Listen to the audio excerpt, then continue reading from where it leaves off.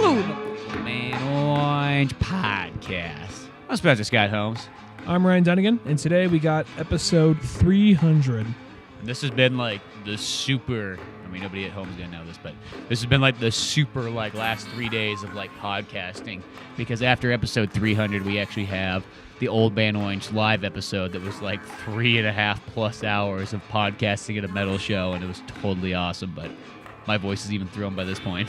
I'm going to say this, the first couple interviews we have, just giving people because that happened first, but this is a little bit of time, that'll be a little bit of a time capsule, I guess.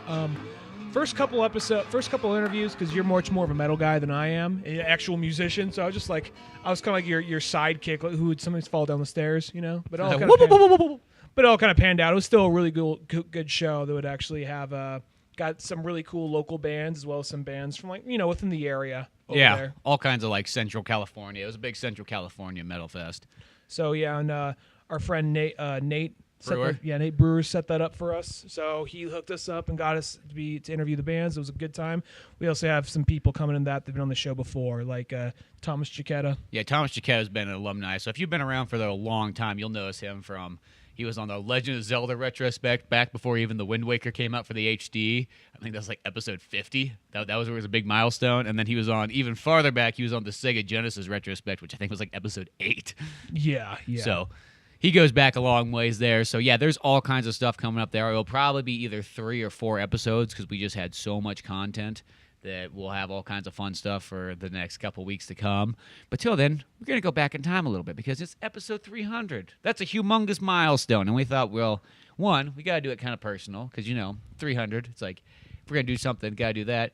But we kind of thought, it's like, well, what do we start off with? We started off with, you can say it. We started off with like Dark Knight Rises. That was our very first episode, and I actually went back and glanced at it for a minute. Not the movie, the podcast. And, it's rough. I'm not sure if I'm ready to entirely revisit, because something we were talking about doing is replaying it, pausing it, and then making fun of ourselves. I'm not brave enough for that yet. We'll get to that, though. We'll do that at some point. I think maybe for the 5-year anniversary, which comes up in July, which will be the 5-year anniversary of Dark Knight Rises as well. Mm-hmm, yeah. We might go back and revisit the podcast, but today we're going to do something kind of like a mix match thing. We're going to do like sort of a retrospect on Dark Knight Rises, just kind of have it on in the background, in a sense of like, hey, here it is 5 years later. Let's just throw it on for what the hey's sake. But then also we can just do almost like a podcast where we just kind of maybe talk about all kinds of different other things of past, present, and future podcasting. For a while we were talking about making it like, let's revisit it after 5 years and make it like about Dark Knight Rises. We're like, you know what? This movie's not that old, and everything that can be said about this movie has been said about it. There are countless videos breaking it down to why it's good or why it's bad or whatever. And we weren't doing that. We were just going to do just our usual like audio commentary thing. But I feel like that. Oh yeah, we're not doing a retrospect. Let me rephrase that. We're doing audio commentary. But it's not like it's not going to be a hard audio commentary. It's not going to be like we're really analyzing something like Encino Man or Mario Brothers, where it's all about that. It's going to be more something that's on in the background, and from time to time we'll acknowledge, hey, this or hey, that. But So I'm at like the Warner Bros. Logo right now, and I'm just going to get started. We're at 0007. Is that where we're at? It was the 7 was the very last digit. Yeah, Zero's in front of everything else. Okay, so boom, if you're at the part where it starts rolling the little studio logo. You see like the reflection of like the studio right before. There, now it's going, yeah. So yeah, we're going. We got the Warner Brothers shield up. So if you want to time it out, that's what it is. But I always feel like, I don't know. Does anybody really time these things out and watch them? I mean, somebody probably does, but I always just mostly listen to these things in like the background anyway. I'm like, well, that fucking you're just scene. a second off or whatever. Batman, you know? what I mean? It's like, it doesn't matter. It's like, you know what's going on. You can hear somebody talk There are about some times where I actually did line up to the audio commentary, but to like a podcast audio commentary, but like not too frequently. Sometimes just listen like, I know what movie they're talking about. I know what part they're talking about. But yeah, so like we're going back in time here because this is how we started off. We're like, we should do a fucking podcast. You know what I mean? Like we're doing animations and everything like that and videos. It's like, well, let's do a podcast. This stuff takes so long to do. It seems like an animation comes out like every 4 or 5 months. If we do a podcast, at least we got something we can do every single week that's easy enough, fun, and we get content out there. Now, it was something that like when we were first this is probably the thing I was looking forward to the most for a couple years right in a row. Like I was probably not looking forward to anything more than this. And initially when we walked out of the theater, I was a little disappointed just because, I mean, it wasn't the same thing as I thought it would be because, like, on IMDb, they'd have characters whose names weren't filled in. They had this actor, but they didn't have the character's name. So I'd be like, oh, there's a kid there. I bet they don't put, but that's Jason Todd or Dick Grayson, or what if it's Damien? You know what I mean? Because it's 8 years later, you know? So all that kind of shit, and just kind of, you know, by the time it was done, you could almost have had this whole, like, board of different actors, like suspects, like different wires leading to different actors, you know? Like, you would have came into your bedroom and it would have just been filled with all these, like, red strings crossing here and there and pictures of actors and pictures of characters from the comic books all cut out. Just about, and then to find out that, like, one of it was kind of right, you know, or two of, like, okay, that's Talia, duh. And then you had, he's kinda Robin, I guess, you know. Yeah, so, yeah, Joseph Gordon-Levitt, but it's one of those ones, they did that kind of, like, I don't know, I think sometimes, like, the one downfall of this movie, even though it's a really good movie, is that there is these characters that are standing there that, like, clearly could be just somebody. I mean, just slap a name on them, whatever. It's almost like, if you're going to have just some character in the background anyways, like, might as well make it relevant. Exactly. But at the same time, you know, I enjoy the movie. It's not like, I think it's, like, not my favorite Batman movie, but it's fun.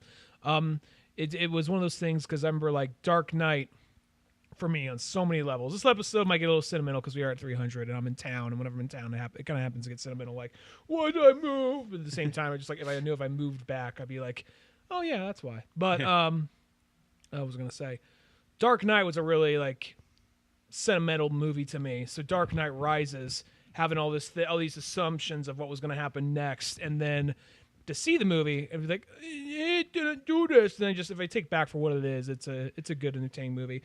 Like, you know, they do some interesting things, like with Bane right here, like the plane scene's always really badass. It's like I think you said it best, like almost like the opening to a 007 movie. Yeah, and that's how it kind of is. It's like, see, the thing is, when there's good stuff in it, it's really good, and it's fun. I mean, probably is close to being my least favorite Batman movie. I'd probably say out of all of them. That's not saying anything bad. It's just saying that it's just not up there as far as anything. I think that the one thing that, like, we can always agree on, it's the double rise. Mm-hmm. The double rise, no matter what, it doesn't matter if you're a Batman fan or just anything. I just think as far as a movie goes, that's, like, kind of unnecessary. There's no point where it feels too slow. It always is, like, constantly moving. Like, I never was bored during the movie, but there is that thing where it's just like, he's got to get back in the game. He's back in the game. He's hurt.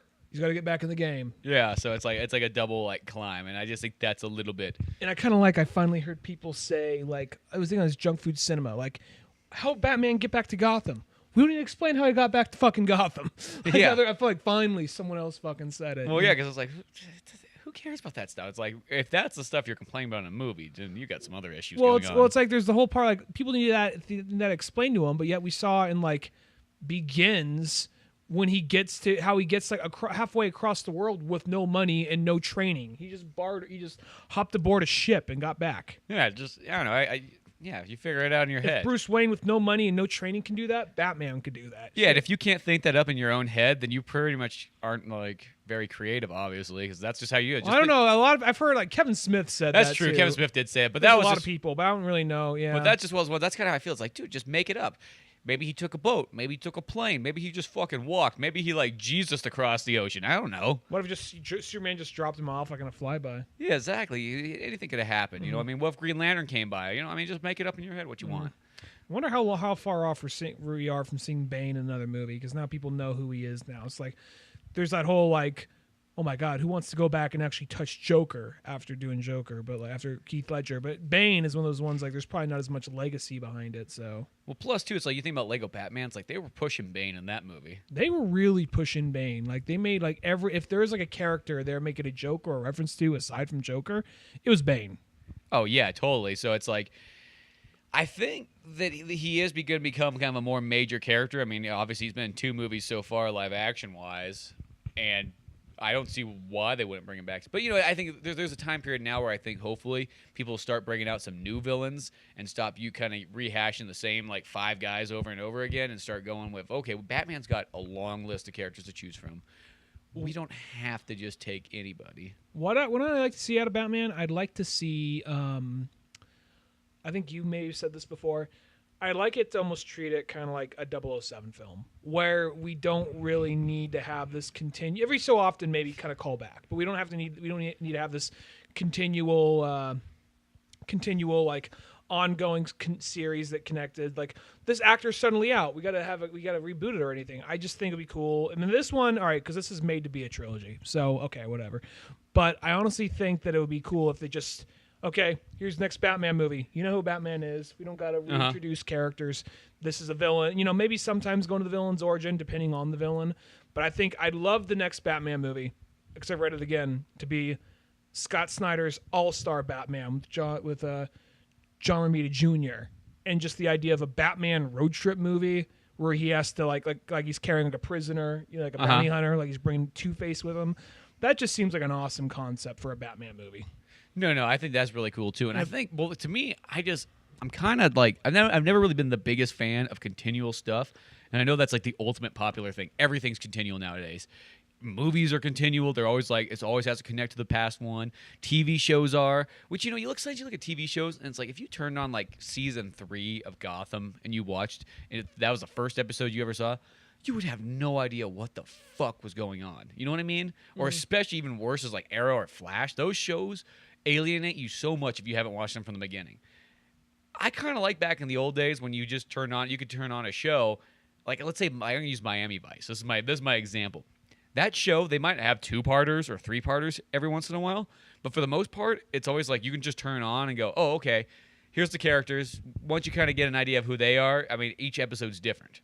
You know, it's not going to totally 100% connect to the next one. There might be a little bit of callbacks here and there, but for the most part, it's its own thing. And I like that. Like 007 is a perfect example. Each movie, it's like all you got to really do is just sort of know who Bond is. And from that point on, you could jump into any of those movies, watch them in any order. Kind of the downfall is the Daniel Craig ones started to fall into being sort of like continual ones. Well, they also started to do kind of like the reverse Star Trek, where the odd number ones were really good, the even number ones not as good. Yeah, I mean they're all still fun. They're still enjoyable movies. But it is one of those ones where it's just like just minus out the continual stuff. Everybody's got to be continual. It's like I can't even think of too many series nowadays that aren't continual anymore. They just go like, hey, here's one movie, here's another movie. It doesn't relate at all to it. Just has the same main character. Like, what has that anymore? Well, my only real thing to do about that is just have it be just like, you know, like I said, a Bond movie, and try to kill off the villains less, so then they could just be in the next movie. If there's a different actor playing them, whatever. Yeah, exactly. I think that's kind of how they go. You like don't have to make it always be. In a sense, I think the couple movies that sort of ruin this for us, and it's like once again they're great movies, but the downfall is that everybody starts copying them. It's Lord of the Rings and the Marvel Studios movies. I think that is pretty much made it where everybody feels like they have to have the continual movies. Well, I'm going to say also Batman Begins in Dark Knight, because as far as like pushing where 007 went, how it's just like, oh, see how it actually kind of connects in this weird way, and it's all, you know what I mean? That's true, because that kind of like inspired, that's even before the Marvel Studios ones, and it kind of went on. I mean, it's not saying that the trilogies haven't been there before. I mean, you got Star Wars, you got Indiana. Well, see, here's the person now. Indiana Jones is the perfect one. It's like, it's a trilogy, but they're all standalone films. I like that. And even the fourth one's pretty much a standalone one. I mean, it kind of jumps back and connects with like, hey, you remember this character and that character? Look, he's got a son. How about them apples? I'll say this right here. This is actually kind of, I still think Anne Hathaway, even though they kind of hid the cat side of it, I think that she still probably is like the best live action Catwoman, because I think she shows a lot of range right here, because she goes from being, oh look, bad guy from Rogue One. Oh yeah, she shows a lot of range right here from being kind of like, I mean, if you, that's one thing about living in the world this day and age, all the internet everywhere, you kind of know who certain people are before the movie even happens. So you see this shy, not right here, but now we got Marion Cotillard, as we also just guessed. That's probably Talia, before the movie. Yeah, you kind of like know. It's like, that's got to be what it is. But earlier they showed Selena Kyle being all shy and kind of like meek around all these people. And then soon we're going to see her kind of like, oh my God, Mr. Wayne, kind of falling over herself. And then in the drop of a hat goes back to being Selena, like, oops, very immediately, Yeah, exactly. And I think it's one of those ones, I think the kind of down right here, yeah, sorry, go ahead. Is one of these ones like, sometimes the thing is like, it's not that she does a decent, it's not really her, thing that's going wrong. It's just, I think it was just Dark Knight was like it's like Batman Begins and Dark Knight were both stepping upwards, and this one kind of stepped down. Like they started to play it very safe, and I think that's kind of now. It's like, no, just say she's fucking Catwoman. Just acknowledge it. Just give her all kinds of like, I don't know. We were at that weird part in the 2000s, especially the late 2000s, which probably I will say, even though there's movies I love in there. The downfall of that part was that was like the most serious section of movie making for a while. It was like nobody was allowed to really have like to really go outside the box and be really creative and really fun and just like embellish like what things are.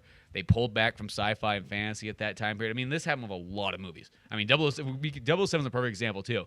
That was a movie where they tried grounding so many things in reality, and I mean that's almost how this was too. But I'll say this: Batman Begins and Dark Knight don't feel like that. This is the one that kind of like feels like, oh, it's really grounded. Well, Dark Knight is like really when it gets down to it, it's like pretty dark still, but at the same time, Joker's in it, and as dark and twisted as his humor is, he's actually funny and over the top. He's actually funny, and in this, it's just like everybody is kind of like, yeah. And here's her; she goes like, "Oops," and she totally, yep, that's Catwoman, in total Catwoman fashion.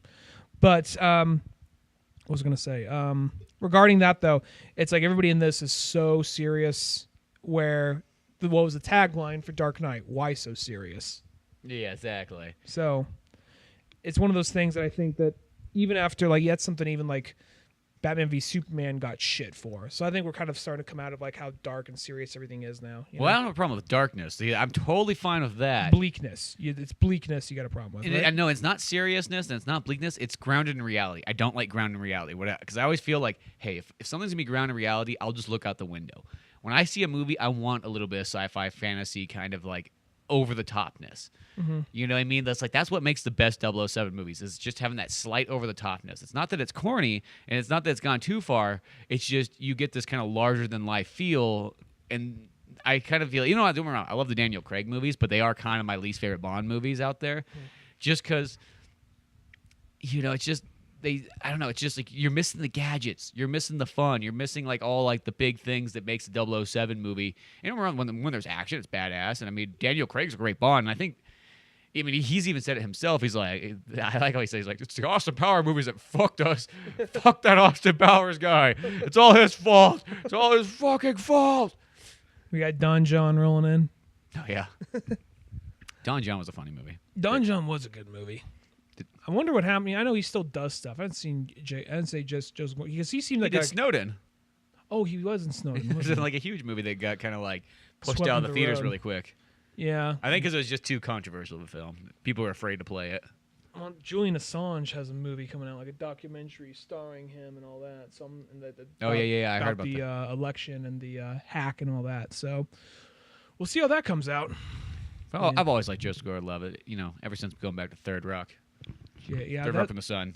I'll say it's one of those things you hear like, because I want to say it was a build-up. He was the Third Rock and the Sun kid, and then he was in like long-haired alien kid. Then he was like long-haired alien. Oh yeah, he was an alien. Sun. That's right. I was thinking like, was he an alien? And for some reason, I also want to say he's supposed to be like supposed to be sort of like the leader person, but somehow, some way, when they like chose their bodies, that's like how he got pushed down, and that's because it's like that weird, like, because that's the thing about Third Rock. I feel like that's one of those shows. If you stepped into it like one just random episode and you didn't get that initial pilot one, you're like, wait, are these guys supposed to be like aliens or something like that? Like there is that kind of like odd uncanniness about. Did they ever do the thing where it's just like, oh, here's their real form? Did they ever do that at all? Not that I remember at all. Like the last episode, maybe. Yeah, no, I don't remember that. Maybe, but I don't know. Yeah, I remember that show. It was like I watch all reruns on UPN and all that, and that was like, okay, yeah, the Simpsons, that, and then it was just like Married of Children, like Seinfeld, and then like, oh, Friends is on. I guess I'll watch this. It's on between. You just watch it kind of begrudgingly. It's in between. Yeah. No, but I'll say that like he actually is kind of like he still does stuff, but I know he's a major activist, so it makes sense why he did Snowden. He was in that movie where he was on with that Back to the Future director movie where he had the pole on the skyscraper. Oh right, the walk right. Or the fall. He was kind of like the walk in the sequel, the fall. Oh, it's all working out. Oh no! Part 2. Well, that movie, that was just like one of those movies that apparently just did like horrible, which I heard. I mean, I didn't hear it was bad. It probably is good. I mean, that director's generally He was stuck in CG land for a long time. What's his name? That was Robert Zemeckis. Yeah, Robert Zemeckis. So it's like he was stuck in that CG land for like 10 years, and then once he finally broke out, you're like kind of like, oh, cool, he can do regular movies again. Yeah, he still likes CG though. He still really likes CG, and he still. I was watching Allied again last night, and that one, I'm still kind of looking. Even that movie still has kind of like a tinge of, even though like all this like spy shit going on, it still has a tinge of that Forrest Gumpness to it. No, yeah, it does have a little bit of that there. You could see it kind of. Whenever it has that happy, warm, like afternoon vibe, it just kind of has like, oh, Forrest Gump. Yeah, one of those like, I remember the Combined with Nazis and killing. Nazis. But you got the Brad Pitt. You got pitting it up in there. Pitting it up. Michael Keaton being mad at Bruce Wayne. What I wish you would do is when I get one day I go to my favorite coffee shop and you be there sitting across from me and not even acknowledge me. He's like, I fucking hate you, and I want to never see you again. Well, I want to see you, I just don't want to talk to you. Well, it's like it seems like he says like, for a minute I'll see you across from there and hope it was you, but you would not come by and say. You think you like Alfred? What's up, dude? You're come here too? You think me like that? He's just like, don't fucking look at me. I'm off the clock. You know? Yeah, it was like that. Almost just feels like Alfred, stay in your position. Don't fucking. You can't sit with me. When you were off training with ninjas, I was over there drinking my fancy rich people. He's just shaming them down. I will say Michael Caine just fucking steals this shit right here. Well, Michael Caine, he's an awesome Alfred. Well, everybody's like Alfred's like the one character that you can always count on. Doesn't matter what interpretation it generally is. It's like even like the animated series, he's badass. In like the original Batman movies, he's cool. In these ones, he's cool. And fucking Batman v Superman, he's good. It's like you can never go wrong with Alfred. Mm-hmm. He's cool in Beware the Batman. Beware the Batman. Yeah, I want to see them like do more with Jeremy Irons, because Jeremy Irons I think is the best Alfred so far. No, he's pretty sweet. As far as live action Alfred goes, he's so cool. I have a little Jeremy Irons action figure bobblehead. Yeah, how many people you think would have that? Like I got the Jeremy Irons one, dude. I was like, dude, where do you get to find an Alfred action figure? Yeah, well, I mean, you could find them, but it's always just like it's Jeremy Irons, though, Yeah, well, even the Alfred ones are still like rare. It's like those are those characters you don't come across that every day. I remember back in high school, we were trying to do like this. We saw Team America: World Police, and we were just obsessed with the idea of doing kind of like action figure movies, an action figure kind of like rip off. And I remember we had a. It's actually kind of like it was before. It wasn't a movie I was making with you. It was a movie I was making with another friend. We had like this proto character to like. In our drunk Batman movie, we have Alfredo. It was kind of like it was like proto Alfredo, but we just got like I went out and bought like an Alfred action figure, an Alfred figure for Hush. And we were just gonna throw a little sombrero on him. Yeah, totally sensitive and all. It's racially sensitive in every way possible. It was the 2000s. Sure enough, it was very though, acceptable at that time period. Sure enough, though, just as soon as taken out of its box, its arm broke off. Just taken it out of the box, and then it's like, okay, I guess he's an amputee. And the movie never got fucking finished. Never got to see Alfredo or whatever the character's name. I think it was Pablo. Never got to see Pablo scene. Oh yeah, I was like, okay, Pablo got to do it later on. And now, I was so sure this dude right here was Riddler. I was so sure this dude was going to be the Riddler. I know. See, that's what his name. His name was not. He was one of the guys whose name not listed. He's also in Pacific Rim right here. He's the 1920s Doctor. Oh yeah. That's yeah. Right. And I was which is like the most. That's the only part of Pacific Rim that's kind of weird. It's like that's one of that movie I love so much. The more I watch it, the more I really enjoy it. But he's like the one character that feels so like out of place in Pacific Rim. Mm-hmm. And I was just so sure like, okay, they're gonna drop on us that this dude is actually the Riddler or something like that at some point. And that's the thing is, I just felt like it was like one by unlisting these characters like names, like that just sets it up there like, oh, it's got to be somebody. And then when you realize it's like, oh, somebody just didn't feel like updating the intern running the IMDb page didn't feel like updating it. Yeah, exactly. But it's just I don't know. I think that's just the thing though. Is like this movie should have just been filled with all kinds of villains and things like that to make this movie feel like a third film. And here comes Hunger Games. Robert, what's her name? What's her? Kelly. It's who?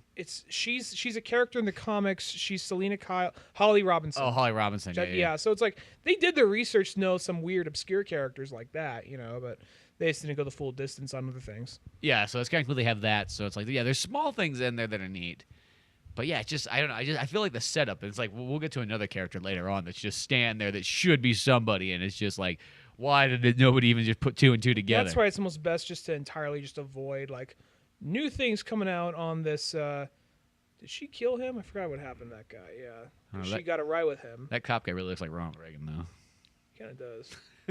No, but there's it's one of those things like right here. I'm just enjoying the kung fu. All right, anyway. This martial art is like, action. Yeah, what's going on? We're doing a show.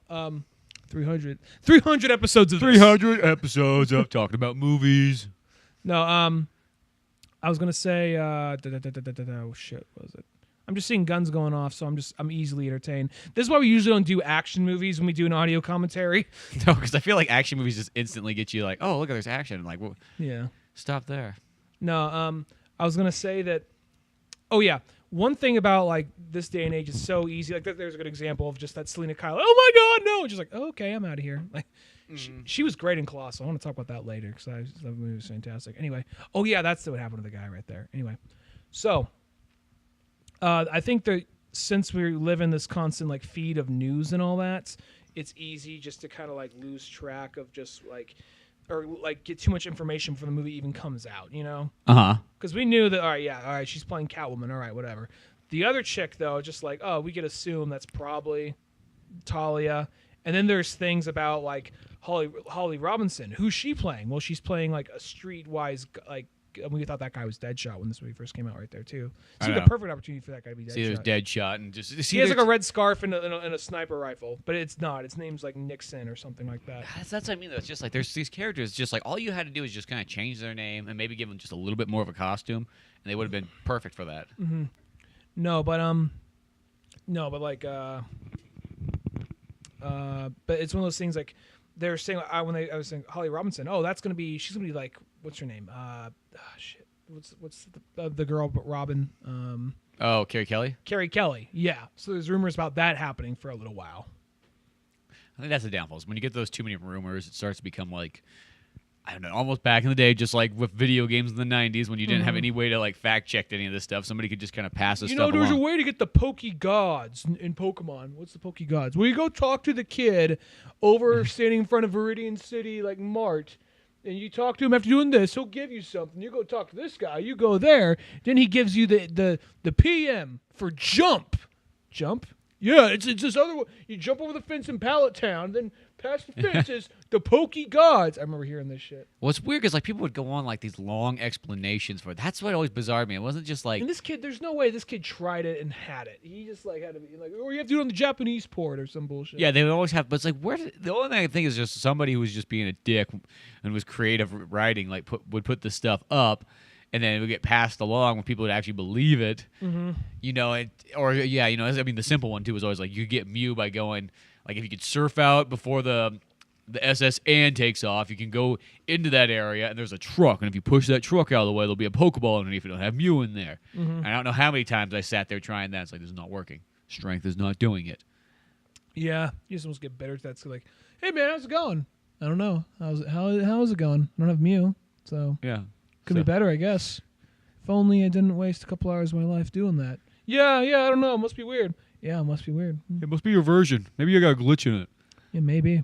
Maybe someone's just a bitch. What? You fucking heard me. See, that's where I feel that, like, I think Breath of the Wild would have been an awesome game in the 90s before the internet when, like... just to relive all that shit that we're just now complaining about? Well, not just necessarily that, but I mean, like, okay, that's the bad part of it, but I mean the idea of, like, not knowing... Like, you would just literally go and talk with your friends and be like, that's how you would figure stuff out. Like, well, what'd you do last night? Well, I went here and found this temple, and I found this, like, water area, and I found this secret item. I'm the only one around here allowed to walk with his shirt off. Yes. If you take your shirt off, you are a faggot. My nipples are always this erect. Go on, touch them. Touch them, I say. That guy has, like, a weightlifter's belt right there. Got this like giant thing on. Well, if you look at the pattern on his because it has his eyes, it has a lot of his face exposed, but I think what they're trying to do is you look at the pattern where you see like the strap going down his head, and the sides of his cheeks. It looks kind of like the big white eye part of his mask. Yeah, that's kind of true. And even like at his belt buckle, it almost kind of has like a Bane look. See, like right there, that's where his eyes are. That's where the little red dots would be on the regular mask. Yeah. So. it's not. I'm not one of those things. I'm not doing that thing like, well, Dolph Lundgren, he may not have the skull on his shirt, but he has it on his nut. I'm not trying to do that shit, but I'm saying like I can kind of see sort of what they're trying to do, but they probably just didn't want to make him look like Nacho Libre or whatever. But still, Yeah, well, because that's kind of like Nacho Libre. Nucho Libre, whatever, Nucho Libre. Nacho Libre is the Jack Black movie. Oh yeah. It's a Lucha Libre. Lucha Libre, my bad. So, I mean, like, and technically that's sort of what Bane is. I mean, that's what he's based off of. And well, here's the thing. When Bane was created, that was a very original thing. The downfall nowadays is that there's so many Lucha Libre characters because Japanese people have no idea, like, what a Mexican is. All they know him from is because the only time a Mexican shows up in Japan is to wrestle. So that's all they must assume that all of Mexico is. So they go there, it's like just this country of just these wrestling warriors. Like, nobody, you don't From know. Aztec descent. They all have masks on, so you have no idea what anybody looks like in Mexico. I'm really assuming that's what Japan, they're like, that must be what all of Mexico is. It's just a constant wrestling ring. Now, here's something I thought. Originally, when I first saw the trailer, I assumed that, like, John Blake was going to be tracking down Batman the whole time. We just thought he was some young, arrogant cop trying to bring down Batman just to find out, oh, shit, he's actually Dick Grayson, and he was, there's He's using a cover name. Yeah, I was assuming something, which it's kind of. But then this right here blows it all away. Like, yeah, you gave me the look. You gave me the orphan wink, and I knew it was you. You gave me that gay stare. That gay stare that my uncle used to give me. It's like, this guy, he's the Batman. He just gave me the Batman look. So that's where I'm just like, oh, that's where like all my theories about what the movie was going to be was falling apart. So I was quickly just going to arms crossed. But then 20 minutes later, I took myself down. I'm just like, you know what? You don't be mad at the movie for what the movie did not do. Yeah, because you didn't write it. Yeah, so I remember when I said this before. There's like some guy who was complaining about Spider-Man 3. He's like, and that's when like what I would do is this happens, that happens, and that's when he meets Daredevil. But then by that point, we already introduced the Lizard, and Lizard releases this chemical weapon which turns all of New York into lizard people, and it cuts to just there's like, all right. You're complaining about a movie that did not come out. That's what you're complaining. Yeah, you just want an entirely different one. Or that's like that complaint about like Assassin's Creed that our friend had was. He's like, I don't get it. He's like, that game should have been like, you should have been like taking armies and like conquering like cities and everything like that. And it's like, well, you just want an entirely different game. That's it wouldn't be a stealth game. Yeah, it wouldn't be a stealth assassin game. Wouldn't be an Assassin's Creed. Mm-hmm. I always think that's kind of funny. It's like it's one thing to complain about certain things, like, oh man, that should have been like a certain character there, or they should have went this direction right here at this moment. But once you start going off, where it's like, okay, now it's not even the same movie. Yeah, exactly. It's like, well, I'm not going to be that guy, so I stopped myself. Oh, the guy who wanted to storm cities, he voted Trump, by the way. Just feel like adding that in there. Anyway. So it all makes sense. He didn't want to go in and just do it silently. Doesn't like the rebels too. Like if you're like one of those guys who's like, oh, I prefer the Empire over the rebels. Okay, but if you're like one of the guys, fuck Luke Skywalker.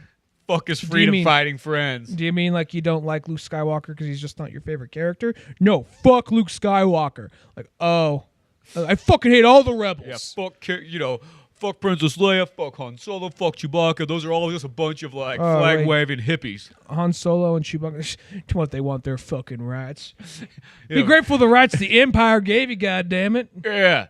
Life's pretty good in the Empire. I don't know what you guys are fucking complaining about. I'm just imagining fucking John Wayne dressed as Grand Moff Tarkin. Well, let me tell you what there, Skinny.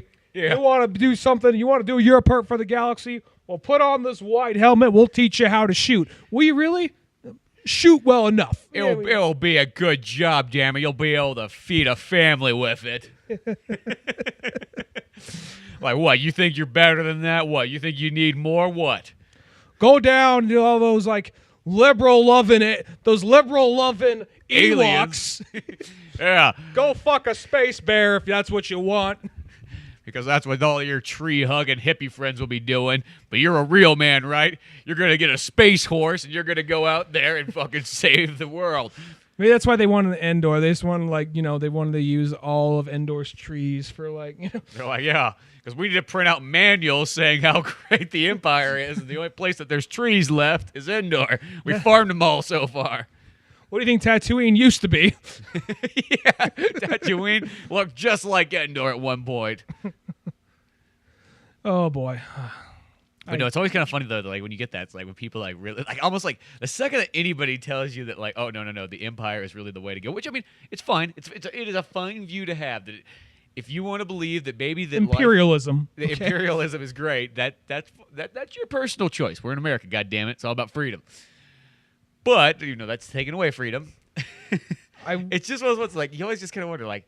How much can you trust a or like a view of that? I remember like there was a point when he was younger. He's like, I'm going to run for president one day. And I was like, well, I guess I have to run against him because I want to put up propaganda things. It's like, can you trust a man who says he votes the Empire? Well, that was going to be the thing. And like show like sad pictures of like Luke Skywalker on the screen. Like he like, doesn't even like Luke Skywalker. When he's missing his hand, like on the verge of tears when he just found out Vader's his father.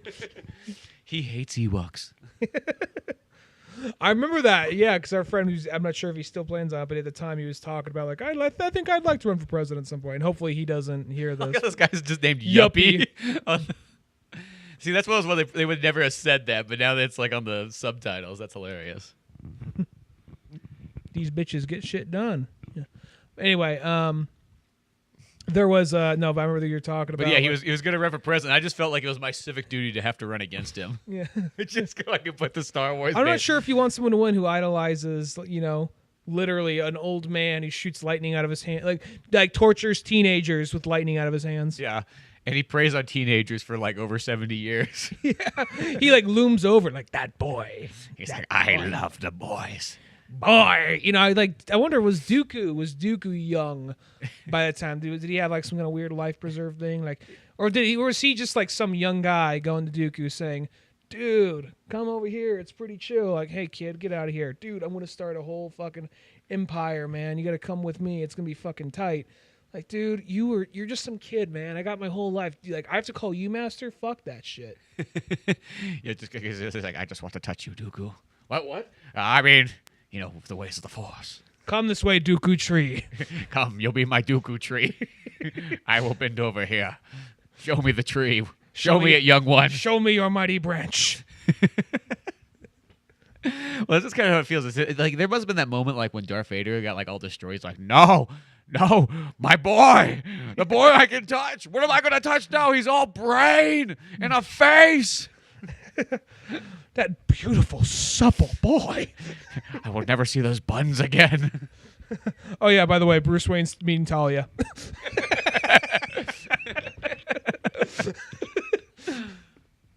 Bruce Wayne's like, get the fuck out of here. See, if this movie would have came out just a little bit later, this could have been a Court of Owls scene.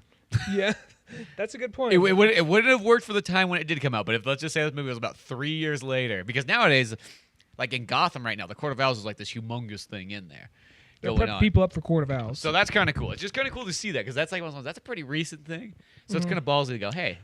I think like comics actually after a while they realize, well, we could just keep rehashing the same 7 villains, or like that guy. You think that guy's gonna come back in a big bad way because he's just staring there creepily, but no, he's like, I want him to dance with the 27-year-old. But it's always Bruce Wayne at every one of these events. He shows up. It always takes the girl that I want. Like, you know what I mean? There's like 1,000 fucking girls he could choose, and it's always what I want. I always want fucking girl. I shall become a villain myself. I shall become Third Wheel. With the powers of looming. Yeah. And watching from a distance. And he'll just ride in on a single like unicycle, or a tricycle. Third Wheel is here. I will be the guy that holds seats for the others at the movie theater. And the one that will have to stay behind and pay the check at the restaurant while the others go out and have fun in the car. I'll drive her to the airport to see that guy she's seeing from out of town. And I will stay in the car like a gentleman and watch from a distance. Third Wheel strikes again. It's like, I don't fight Batman. I fight Bruce Wayne. I like that villain, yeah. I don't think we see Third Wheel again. Maybe he does cut back in a second, but yeah. No, but I don't know. I got a thing for Anne Hathaway. She does a really good job. There's like, like I'm not gonna lie. It's like she's not really one of my favorite actresses because I think she's sounds kind of weird, but I feel like she's kind of a generic looking actress. She's a good actor, like acting wise, but I just don't think she has like really a look that stands out. I think I think that's why I think I like, because she's versatile. Like every movie, she seems a little different from something else. Yeah, I mean, I'm not saying she doesn't, go out and do kind of all kinds of things like that. I'm not saying I think it gets her, but like she has kind of like a generic look. Like she's almost like a regular character. I mean, that's not a bad thing, but let me see. Like who can I compare that to? It's not like I'm saying like she's like the Steve Buscemi of like the female version. But I mean, it's more just and the third wheel strikes again. Yeah. But it is that sort of thing. It's like I don't know. It's like one of those ones you don't like. A lot of times in movies, you don't just like recognize her right off the bat. I mean, you do now because you kind of seen her in a lot of stuff. But she could be a background actress, but she could also be like a main character. That's kind of how she is. Well, she's kind of like here's like the one joke the movie has right here. No, but there's like the well, she was in that movie Colossal, and I saw that a little bit ago, and that movie was really good. It's not a movie you could probably just throw on at any point. But it's definitely an enjoyable movie. The writing's really good, and there's a lot of metaphors within the movie. Person who really steals that movie is not Jason Sudeikis. I don't think that's his name, but Last Brown, that was a movie that like when the director was talking about that on Kevin Smith's podcast, I'm like, this sounds great. I gotta go check out this thing. And then I put the trailer on, and I was like, it had a terrible trailer. I'm like, this movie looks fucking retarded. Well, like, the thing about it is, if I didn't hear the director talk about that, and I saw that trailer come up in the movie theaters, I'd be like, I'm not fucking seeing that. Well, it's definitely not like a Pacific Rim where it is like it's kind of self-aware on the kaiju thing, but it's not like it's much more of a drama than it is a big action movie. Like, well, see, the trailer doesn't even sell it like that. Its trailer sells it as like a dumb-looking comedy. Well, and I'm not saying that there's anything against the movie. That's just like, because that's a trailer. We all know that like marketing. Good movies can have bad trailers. Look, and I'm not saying the movie's bad. I'm just saying whoever made that trailer, I hope they don't have a job. That's all you're saying. I like to say, let's give them another chance. Just let them redeem themselves. I'm not like that's the Empire speaking. It's the Empire. I don't know, dude. I saw it in your eyes. A rebel would say, hey, let's give the boy a second chance. Oh yeah, we'll see. Like just he like might have crashed that Y-wing once. That cost us a lot of money, but I think he can fly again. He's doing it. Oh wait, well, he crashed it the second time right into that Star Destroyer, but it all kind of planned out because it led into that other Star Destroyer. Yeah, it all worked out that time. We gave him an A-wing that time. Believe me, we were really pissed at first when he crashed that Y-wing. We're like, do you know how much that Y-wing cost? Even more pissed off when he drove the A-wing into the Star Destroyer, but he kind of saved the day to some extent. Yeah, it was like, sometimes mistakes turn into greater things. What's so awkward about that scene? The guy who crashes out and saves the day, kamikazes them essentially. He's Asian. Oh yeah, that's right. The guy like spinning like spinning. Well, it must have been like, it's been built into his DNA. Like it was like even a long, long time ago in a galaxy far, far away. Exactly. There's probably kamikaze pilots back before that time too. So even longer ago, there was some kind of like space Chinese Japanese war going on. Well, I guess Empire is just a bunch of white dudes ultimately. So. Really is. Yeah. What if they all took up what if they're like, oh yeah, well we'll show you. The all stormtroopers take it. Well, that sounds so hard. I was supposed to say, well, all stormtroopers take off their masks. They're all black guys. I'm like, well, that actually sounds just about right. That sounds worse. Dress up like white, bunch of black dudes. We want you to dress up like a bunch of white dudes and fight our wars for us. I'm like, no, that actually sounds like pretty much exactly like what it would probably be in the Empire. Yeah. I got my leg braced now. Fuck that, like. I fucking hate bricks. Aside from murdering people, I hate bricks more than anything else. And now he's like, oh, and then like Alfred's like, I know I have to fix that later on because he's gonna be so pissy in about 20 minutes that he broke some bricks.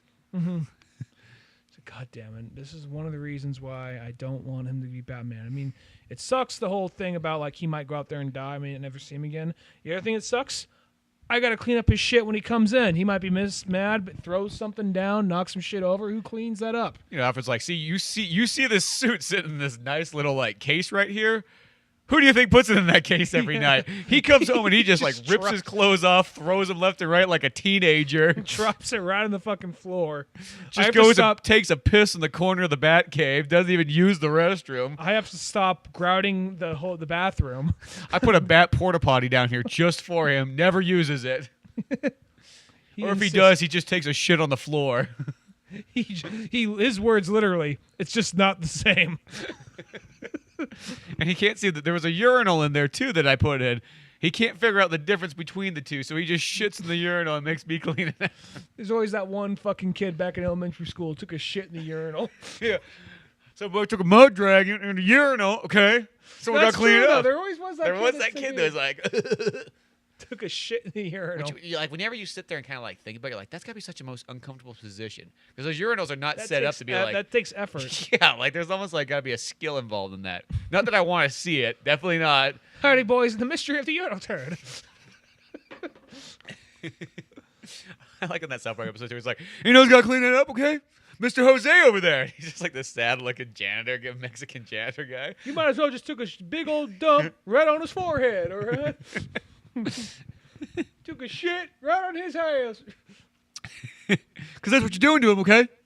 Next time you do that, you just want you to imagine you just taking a shit on your mom's head, right? You say like, oh, you think that's funny, do you?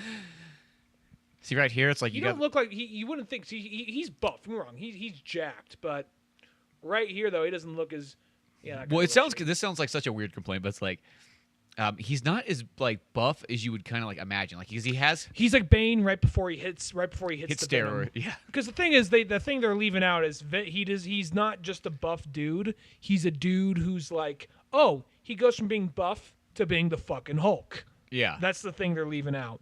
And I'm currently reading Batman, Tom King stuff. It's about Bane getting off Venom. And for some reason, he just likes to hang around naked for some reason. Don't really explain why. That's okay. That's just like in fucking the other movie with this actor in it. But the real guy. Bronson, there we go. Because that Charlie Bronson guy, he likes to hang out naked. He even says in his workout books, he's always like, if you can, work out naked. It's the best thing you can do. There's something great about being out there. Well, I can see why they went to Hardy after Bronson. I think Bronson is actually his interpretation of Bronson is actually more closer to Bane. Yeah, I think so too. Well, that's the thing though. It's like, because even though he has the accent, he has the Cockney accent. Because Tom Hardy has like a real like, it's almost his body's good, but it's kind of like you almost expect it to be more like The Rock. You know what I mean? I mean, maybe they want to go for something different. They're going for something more realistic. Because I'll say like a more of a brawler kind of look. Mm-hmm. Well, I can kind of see what they're trying to go for. Like, I think this is fine for Bane in regular mode, but I guess the idea of the Venom is like, okay, it's a constant painkiller he has. Yeah, and I think it's that sort of like the look that he's going for, because I think everybody expects Bane to just be as big and buff as possible. You know, to be like Arnold Schwarzenegger big back in the day. And I think it's one of those ones with the look they're almost going for in this one. It's like, okay, he's one of those guys who works out, but he doesn't really care about his like diet as much. He just wants to be really strong and like kick ass, but he's not like he's trying to be cut or something like that. I think it's just his body type. Yeah, by giving that look, it's like if you made him look really defined, like The Rock, it'd be like, oh, I can't imagine Bane like sitting there like, okay, I gotta count out my calories for the day. Well, he was like like he's there like weighing his meal. Okay, let's see, make sure that's enough. Okay, can only have half this rat I found in the sewer. Can't have okay. If I'm gonna have the rat, I can't have the bread. You know, so I think that's kind of like how they wanted to give him that kind of look. I think it's one of those things. Like, he does a good job. I'm not complaining about Hardy. I think it's more of like. I'm not complaining because that's one of my favorite actors nowadays. Hardy is. I like him a lot. He's always just good in things. You know what I mean? Like you think about this movie, he does a good job. They almost got him for Rick Flag for Suicide Squad. Oh yeah. And then you think about like Bronson. That's another amazing movie. You know, Mad Max 4, and then even what's the one with fucking the one where they're the Moonshine Runners? Oh, Lawless. That movie. He was the best part of it. Oh yeah. Like I can think of other acts he did where that would have been like almost a better Bane. I mean, it would have been still different from the source material, but still. Yeah, exactly. Not that even he did a bad Bane or anything, you know. I kind of like his little subtleties he has, like when he gives he just looks at one person, gives them a nod, like "Hello, how you doing?" or the "What a lovely, lovely voice." That whole bit. Oh yeah, exactly. Got all that stuff. It's just hard to follow up Heath Ledger. That's all it is. Well, it's weird too because some people go like Heath Ledger's like the only Joker. It's like no, those are people that never. That's the only Batman movie they've seen, or only thing they remember seeing. Yeah, because like a lot of times people even want to put down what's his name in Suicide Squad, and it's like I actually like that Joker. I'm not gonna say he's like my all-time favorite one, but I'm like, that was one of those when I first looked at the picture of him where he looked like Macaulay Culkin, I was like, okay, that's different. But then when you kind of see it, it's like, I'm not complaining. Well, it's hard to say because he didn't really get much of a chance to really prove himself, but he's not like the worst Joker ever. I think the big part of it is Jared Leto's like a method actor, and the whole time when he was on set, he was like doing things like leaving like dead rats and people like on people's like doorsteps, just weird creepy shit like that, just to be like, I'm in Joker. And like he was barely in the movie. And then you hear about Heath Ledger, and Heath Ledger was just like apparently a really nice guy, really easy to work with, and he gave that performance. Yeah, well, because sometimes method acting is like, it's such a weird. I don't know, like, it's like, here's the thing, some really good actors are method actors, but I kind of come to conclusions like, feels like if you have to be that much of method acting, it's like, what, you can't turn it on and off? Like, what, you didn't What's your personality? That's what I love the bit like, about. what, you didn't learn that skill, like, in acting? Yeah. They didn't teach you that in acting class? Well, there's that bit in whatchamacallit, in Tropic Thunder. It's just like, I guess I'm nobody then.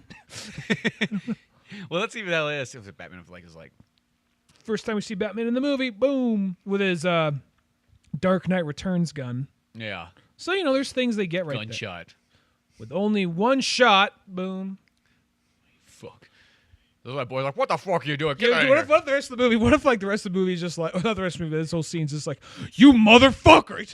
He stops chasing Bane. He's just chasing that cop down. Like the same music, da da da da. Just following the police just car. chasing that cop down. Like, oh shit, you gotta fucking pay for that. And that's the old guy sitting there. He's like, see, I told you, you can't just mess with the Batman. I mean, you got to worship him. He's just like riding in the like passenger seat with them, explaining this while the other guy. He's like, you're like the kind of kid that would throw a rock at Jesus.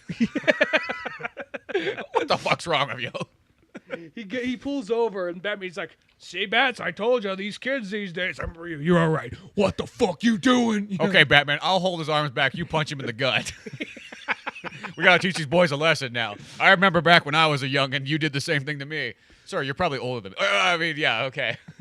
Well, youngin', I mean, I've always just had this nice gray hair. Silver fox, they say. Yeah, sure. The way that Bane's kind of dressed in this, he's almost like Red Hood. Yeah, I was kind of thinking that. I mean, like, if you would have saw this in the trailer, you would be like, "Oh, dude, they're fucking bringing Red Hood in." Yeah, they'll bring him in soon. You can tell they're prepping people up for Red Hood. I was gonna say that the whole Bane thing is just like, she's like, well, apparently you just gotta really idolize the Batman. If you don't, he will just terrorize you. Yeah, just the way he does. That's what separates us from the villains. You want to be a villain, do you, Jim, or Bob, or what's your name? Tommy? Tommy? Oh, let's go with Tommy. That sounds like about right. By this point, he's laying on the ground, like breathing heavy in pain, like vomit out the side of his nose from being punched so much. So yeah, so who are you? Are you the Riddler, or are you a cop? You gotta make the decision. He's not gonna kill you, but he's gonna beat you to near fucking death. Yeah, and I'm gonna watch it. I'm gonna laugh. You don't want to be a cop like Lockup. That's not who you want to be. That's not a cop. He just pulls down. He pulls out. He's like, if you don't, he'll do this shit to you. He pulls his like. He pulls it. He like is the brand. The Bat brand. He's like, yeah. So you know what? I made that decision a long time ago. That I'm a cop. I'm not a Lockup. Like, oh fuck, that's Lockup. I think that's a cool character that nobody fucking ever uses as Lockup. He's in like. Wasn't he an Arrow or something like that for a minute? No, I thought he was. They had a character. Sometimes they use characters that are similar to Lockup. But he's one of the ones. He's like, he appeared in the animated series, and he's like, I found a couple comics throughout my life that he's been in, but like he was in the, I want to say he was in the where the giant earthquake happened. He was in one of those issues. Oh, the No Man's Land. Yeah, No Man's Land. So he was in one of those. But other than that, though, I always think that's such a cool character because it just makes for a good battle between Batman. It's like, in a sense, Batman's almost fighting a Punisher-like character. Yeah. Well, it's also that's kind of what Black Spider is to some extent. I guess that's kind of true, too. There's some other characters like that. But Lockup's just more like he's just your right-wing fascist guy who believes that, like hardcore, like, taking down criminals. I like how nobody takes the time to shoot him. Like, we don't want to actually shoot Batman. Come on. Yeah. What do you think, like the old guy? Cause like, whoa, what do you guys want to be? You guys want to be a villain or you want to be a cop? Like, that's where you find out that old man MacGuffin, we find out that he's actually not even a cop. He's just a guy in a cop uniform. He just stumbled into a car with like the rookie. So, all right, rookie, now let's him. Oh, okay, sir.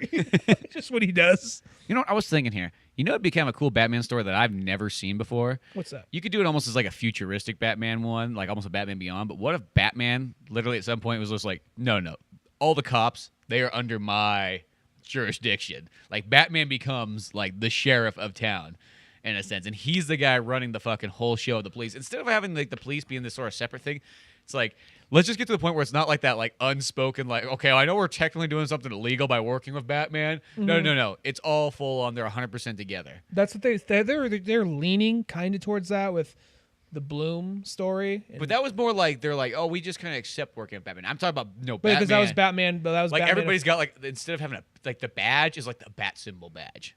I think that'd be cool. Like you got like a bat team that works under him, and like Batman will call in. Like he's literally the one calling the fucking shots for the police officers. I feel like they're gonna get there eventually because I'm not sure if I said this earlier because the movies, I think they're starting to go with more recent stories because they're like, all right, we can just rehash these same 7 villains over and over. So they're going with more recent stories. Before it seemed like you had almost wait 20 years before you could use a story or a plot line. Now it's like, how long that happened? What, 3 years ago? Okay, yeah, we'll pull from that.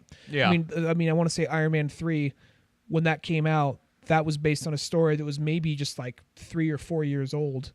But that's like Civil War, and even like and that means that that means they're actually going to start pulling from like Civil War. Yeah, I guess Civil War is like 10 years old by this point.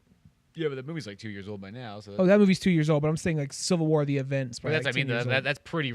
As far as comics recent. That's pretty recent. Or like just using Court of Owls in Gotham. Court of Owls is very recent. But as far as what you're saying, they're kind of running. Came out. You got to keep finding ways. 52 just came out. Yeah, you got to keep on finding ways to like make it interesting. So I think the idea of Batman actually, not somebody in the place of Batman, but Bruce Wayne actually leading like a cop battalion. No, I'm thinking not Bruce Wayne. I'm still thinking Batman. Like it's still Batman. Batman is Batman. Bruce Wayne. Like but yeah, Batman. Not really Bruce Wayne. It's still like just Batman. Like maybe like they don't know because he still needs to keep his identity. That's fine. Yeah. But I mean, just still the idea. Just so it's not like someone in a bat suit and now in the position of power. Oh, no. I'm thinking it's still classic Batman, but instead the police officers, like Batman really like, what if there's this, it's like Batman City. 100% Gotham is like owned by the Bat. And I feel like what's going to happen there is probably one of the, you probably have to have a plot line where one of the cops fucks up or something like that. And then like lock up. Something to that effect. And then it's under his job and people start not trusting the Bat and then turns on him, and you know what I mean? Yeah, you'd have to have some kind of conflict like that. But I think that would just be an interesting kind of like thing where Batman's like, oh no, I fucking have this. It's under your thumb, or Bruce, under your thumb. Just get fucking Pete. It's Commissioner Gordon. Like he's Pete's almost like if you're doing a Disney characters, Pete would probably be like Harvey Bullock. I don't even know because Harvey Bullock's there's a heart in there. Well, yeah, that's true. There's a heart in there, but I just feel like I could just see like Pete play and Harvey Bullock. If you had to make the Disney characters play Batman characters, well, I guess we have to go Mickey Mouse for Batman. I guess we have to just by flagship types. And then what does it make Donald Duck Superman? I guess we said Batman. We didn't say DC. I guess that's true. Yeah, let's just do Batman. That makes it confusing if there's too much. So. Then we go like, okay, well then who's Adam Strange? I guess the kid from Black Cauldron. No, just like straight Disney characters, not like the movie stuff. Like it has to be like Mickey Mouse and Friends. Okay, Mickey Mouse and Friends. Okay, so I guess obviously being Mickey is Batman. That's the obvious one. We'll go with that one. You know what? Mickey. What about like Goofy is Commissioner Gordon? Yeah, I think so. Goofy is Commissioner Gordon. Because then Pete can always be like, under your thumb, Goof. Under your thumb. There you go. There. We got Well, yeah. No, I was going to say maybe Pete be Penguin, but I actually like I like the idea of him as Harvey and Goofy. Yeah. It doesn't have to be good guys or only good guys, bad guys, only bad guys. I see Donald maybe being like... Actually, I could see Donald being Harvey. Being angry, like, the Bat got away. Yeah, I don't feel like Donald would be like the Penguin or something like that. No, but I think he'd be Harvey Bullock almost. Really? I still like the... Even though he's not fat, but he'd be like, he got away. Y'all pissed off, all like losing his shit. I guess. I don't know. Harvey doesn't lose his shit like that. It's hard translating Disney to Warner Brothers. Like, it really is. Opposites. Plus, it only worked for like 2 references, and the rest of them are all like, wait a second. It's all hard. Like, okay, so does that mean Minnie is Catwoman, or is she like Vicky Vale, or what? Yeah, exactly. Who do you make her? Nah. No, yeah, they don't fit that well. It was worth a try. I just like the goofy. It was worth a swing. I just want to see the goofy as like Commissioner Gordon, and then Harvey Bullock is Commissioner Gordon, who's just like worn out and tired and just doesn't want it. Max. Mark, I got Max, you gotta stop dressing up as a woman and fighting crime out there. Oh, I told you, Goof, your kid's a fucking fag. Under your thumb, Goof. He's out there running around calling himself Batgirl. It's like, just be Bat Boy or be Robin or something. You're 33 years old. I mean, Bat Boy's still like, that's closer, but I mean, you're 33, you don't got a job, you live in the fucking basement, and you made this suit. And you say that it's purple. It's purple with yellow boots. We all know faggots wear yellow boots. I mean, I don't like to say it because you know how active your dad is, but progressive. Harvey rubs off on me, not like how you think. Yeah, I mean, there was that one time when there was the mirror in front of us and he rubbed one out, and it was kind of a weird moment. But he said it was a training exercise between partners. We were working 27 hours and we were hopped up on cocaine. It was my early days. It was my patrol days. You understand. Anyway, I don't want you running around.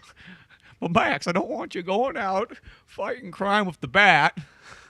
I want you to stay out of that Burnside part of town. It's a little...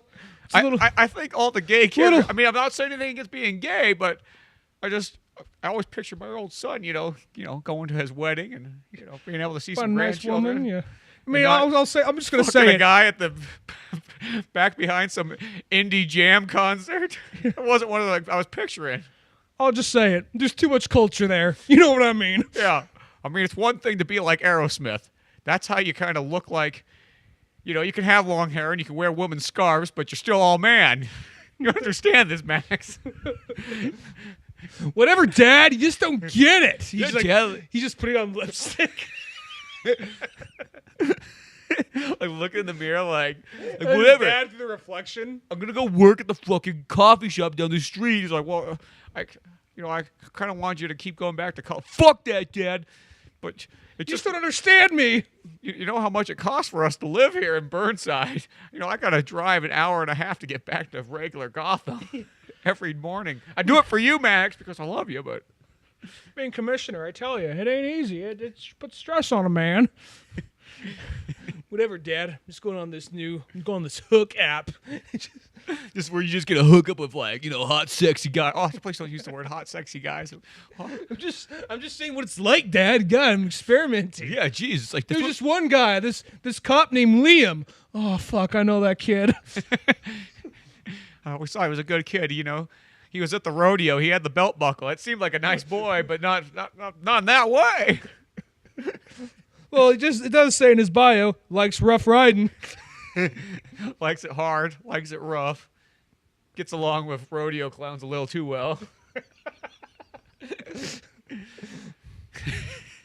So that sums up fucking Goofy and Max in the Batman universe, as well as the Batgirl, not Rebirth, the Batgirl. Batgirl Burnside. Well, it's like a Batgirl Burnside. Seems like there's more gay characters in that story than there is it's almost characters. like they shoved everybody. They just like everything progressive in Gotham here.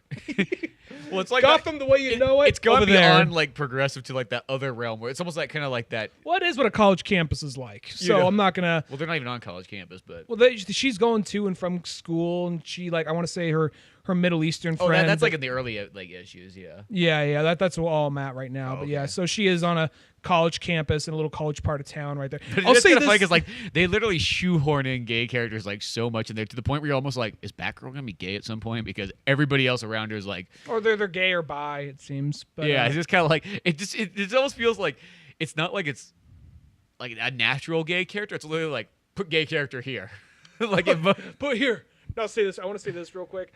There's that part we just had probably while we were going on that tangent. We had one of those heartwarming scenes. Which is like, I loved you and I failed them. I gotta go. He drops the whole thing about leaving, burning the letter from Rachel, and he's like, "Goodbye, Alfred." It's this really sad moment. Next morning, wakes up, Alfred. It's just like there's just like this echo, like Alfred. Well, it's like one of those things like he just says like, "All right, Alfred, I guess you're gone." Like I wonder if that was just a take, like that was just a spare take. They had him walk through the house, and they just needed that to fill in that point to where he meets Lucius right there, or if it's literally like, because that's just literally like, bitch, you just told Alfred to go fuck off. And you're like, Alfred, where's my shit? You just ruined one of the like, most poignant moments of this movie. Like, oh shit. He gets to the point where he's like, You ever been on a haunted house ride in like Disneyland? It's kind of the same thing. We're going down. Look, if you look up, you can kind of see the lady is standing like above a noose. and it's all green in here too. The one guy's standing above a crocodile. Just look up. The black light's gonna kick on. So you know. Okay, if Johnny Depp shows up, that's not odd. Just accept it. He's gonna come in wearing a silly hat. Silly I know hat. it's not the Pirates ride, but It's also the Pirates ride, but Johnny likes to go places. Sometimes you'll be on Space Mountain and Johnny will be behind you. That's what he does, wearing a silly helmet. Wearing a silly space helmet. It's always silly with him. I can't ever get a straight answer from him. I always want to talk to him about like, I've got these like issues going on at home and I just can't take him seriously with that hat on.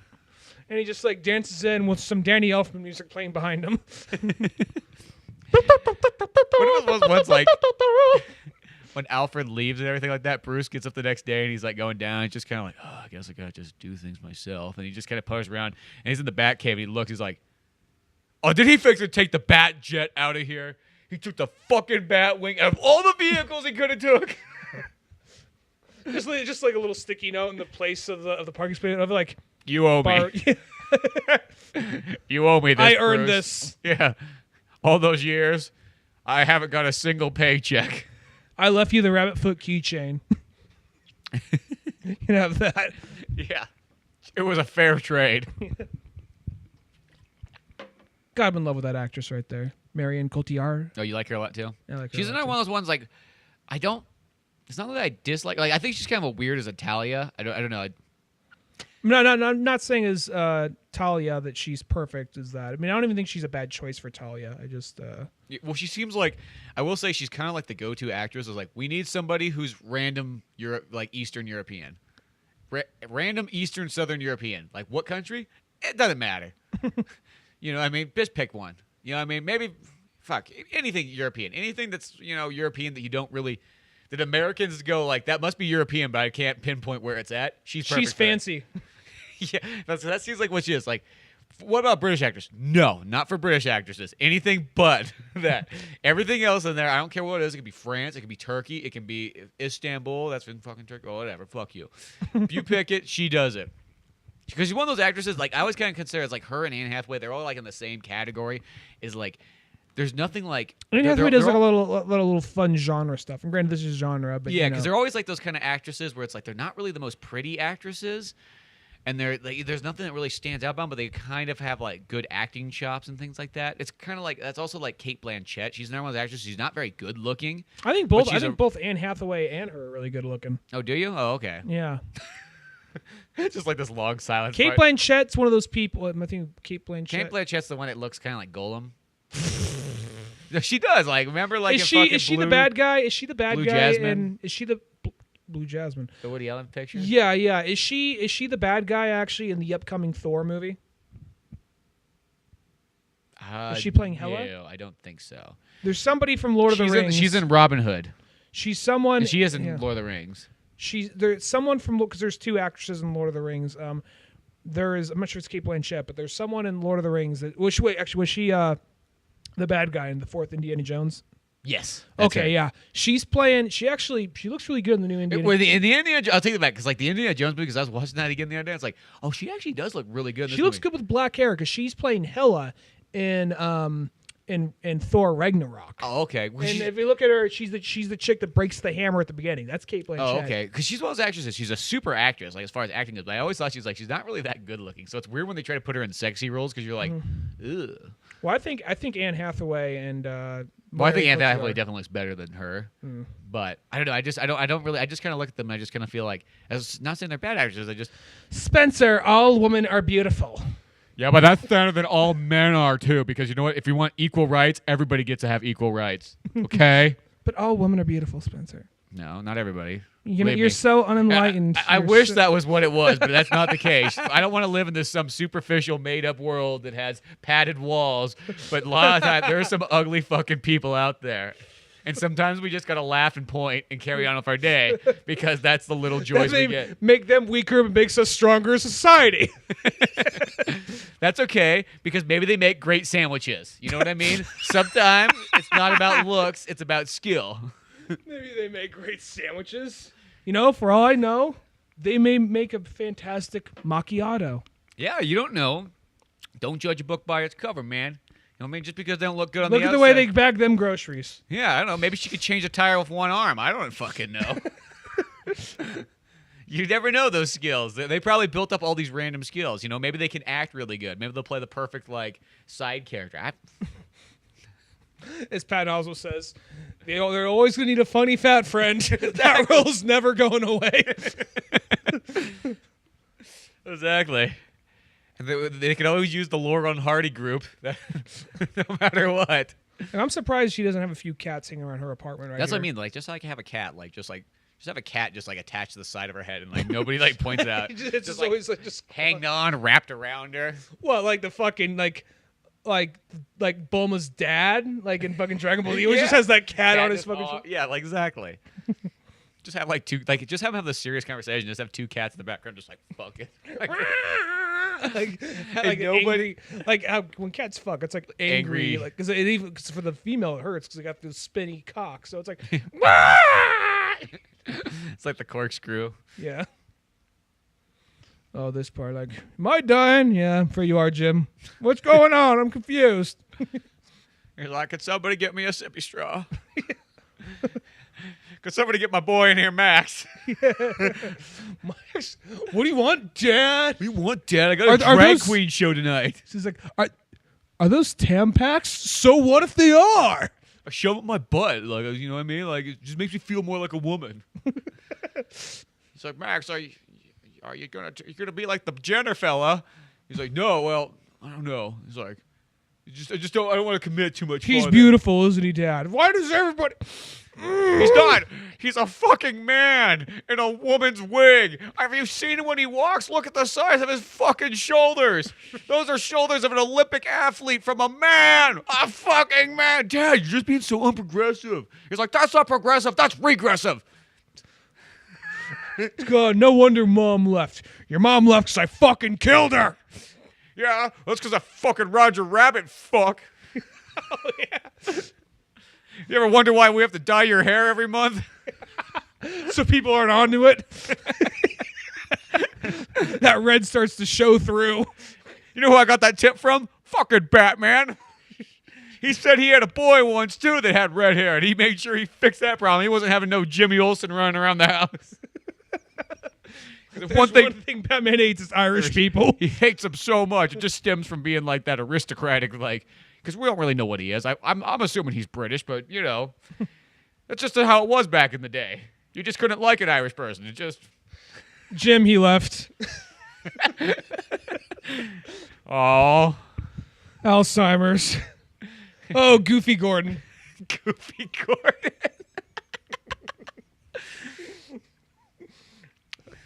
I like that. Oh, they were fucking. It's like they got carbs. It's like, look, I like how Bruce go like, could you start a fire? I'm already laying down. No, You're I think more like, closest. I never learned how to. That was always Alfred's job. It's like, man, that was some good revenge. You made me try to kill She'd me. be like, so you can't cook, you can't clean, you can't start a fire. What the fuck can you do? Spend money. I wonder why he's like, he just can't even. He can't make coffee even. He's like, how does a grilled cheese sandwich work? He literally just pours the coffee in like water and just like stirs it. Is this right?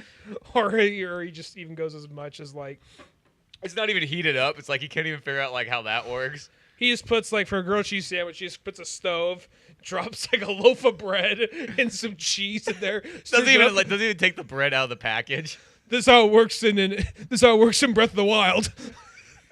Batman has to make time for something. Oh, the only thing I do know how to do Is Batman. is stand up on cool high buildings like this and peer out. My thing is like, because that always looks cool. Is he actually just up there catching radio signals, or is he just like, it's just what I do? I gotta climb to the top of the building, just hang out for a minute, just enjoy it. It's okay. The news chapter 3's up here. I gotta look cool. Gotta flex my pecs. News stories are like 5 die while Batman poses for the camera. But I look fucking cool doing it, right? Right, not my fault they got that helicopter caught in the wires. What? He could have learned how to fly that plane better. It's not a plane, it's a helicopter. Whatever, fuck it, flies. Fuck you. Nah.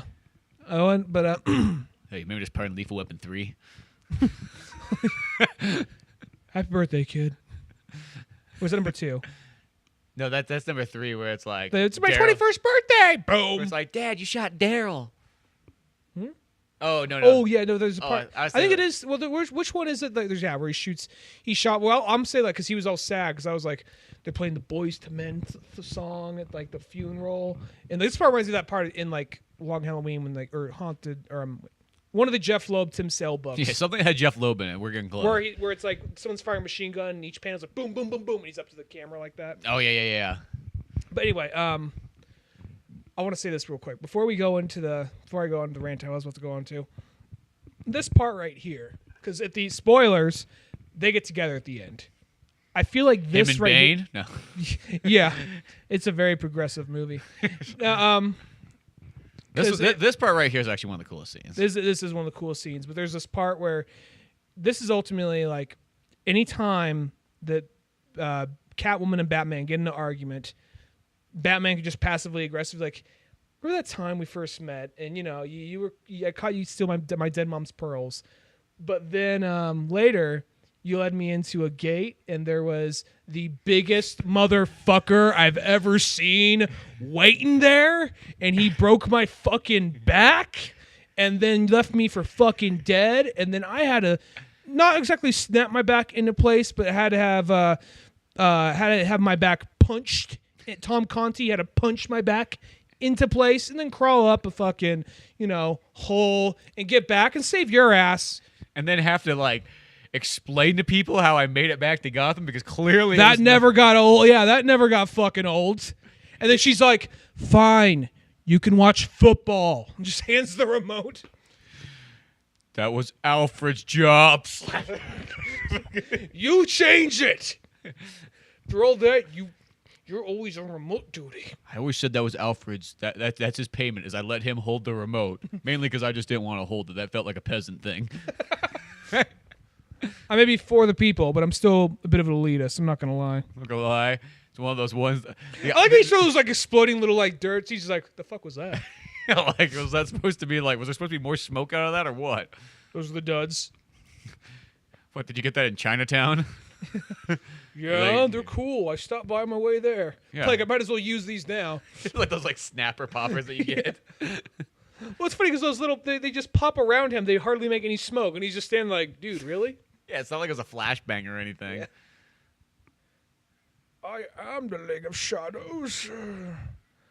No, this was, Umber right here. This is probably one of the best scenes of the movie. I think so. Because it's just badass. Just but then it's also as soon as Batman's back in the action. Two guys up there could be both somebody. You could have that had could be that literally. Yeah, I don't even care. I think all the background guys for League of Shadows could have been like, okay, even though could have been Deathstroke and Deadshot. Let's just say Deathstroke. Could have been like, there is like Hook. There is like the guy who had a hook for a hand. Oh, yeah. There is like Merlin. One of them could have been fucking. Oh yeah, Merlin from Green Arrow. Or Lady Shiva. Like they didn't have to be anybody as big as Deathstroke. But well, yeah, they could have been just characters that'd be like you wouldn't complain even if they only had like one line or just had a couple shots. Yeah, exactly. Like I think that would have been fine right there. They just make them stand out so they don't look like random thugs A and B. Yeah, I just say sometimes that's just kind of it. It's like if you're just gonna have somebody, make him somebody. This most intense parts are here. Just boom. Fuck your mask. Bush in that fucking mask. I will say this movie did start the trend of just like the, advertising the demise of the character as the movie. Because like the big thing of it was just like Bane walking away with like the bat mask crushed. So you're saying that's like leading up to like Cars 3? Kinda. Cars 3, Star Trek Civil War. Star Trek Into Darkness, Civil War. Like, it was always, it seems like ever since, maybe other movies have done it beforehand, but it seemed like ever since this movie, the big seller is the demise of the hero. Well, because you think about like, let's say you take the Iron Man 3 even. Yeah, exactly. Because that's right after this. Is you look at like the '90s Batman movies. It's like, oh, fucking shit doesn't go wrong for Batman. This, I mean, might get a couple like punches here and there, but at the end of the day, it's gonna be all good. Mm-hmm. Now they got this part pretty close. Is your spirit or your body? Was your body on the crack? But close enough. Yeah. That really bothered Wes, didn't it? It should have been on the crack. Yeah.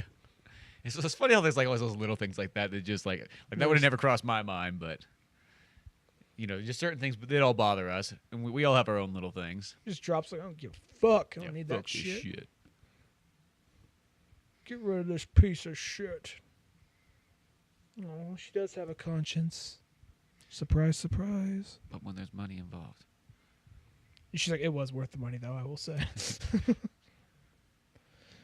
Now, what I thought was going to happen was it was going to be, because I knew the movie took place 8 years later. Before we saw Joseph Gordon-Levitt going up and saying, like, yo, you gave me the secret orphan nod, I thought it was going to be something to the effect of, like, he's chasing Batman down. He gets to Batman at the end. We find out between here and there, he took in this kid, Dick Grayson, for, like, a few years. Or even, like, it almost could have been like a Batman Beyond thing. Well, like, I thought he was, like, he took in, like, Dick Grayson for a few years.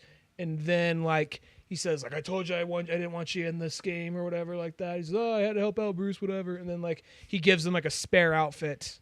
And it resembles Nightwing. Or really, I thought it was going to be something like that because how secretive they were with everything in the movie. And that's not me complaining about, well, this is what it should have done. But that was like the kind of shit I was thinking about going into the movie. Well, yeah, and I think it's like I almost even think about like even the way this movie's kind of structured, that almost could have been a perfect place for like Terry to appear. And if you weren't gonna do Nightwing, like since he's already older, I feel like that'd almost be that. It's like you could almost even have where Batman's kind of like crippled in the beginning. It's like, well, I'm training this guy to be kind of like Batman, and then maybe like halfway. So it's the Rocky 5.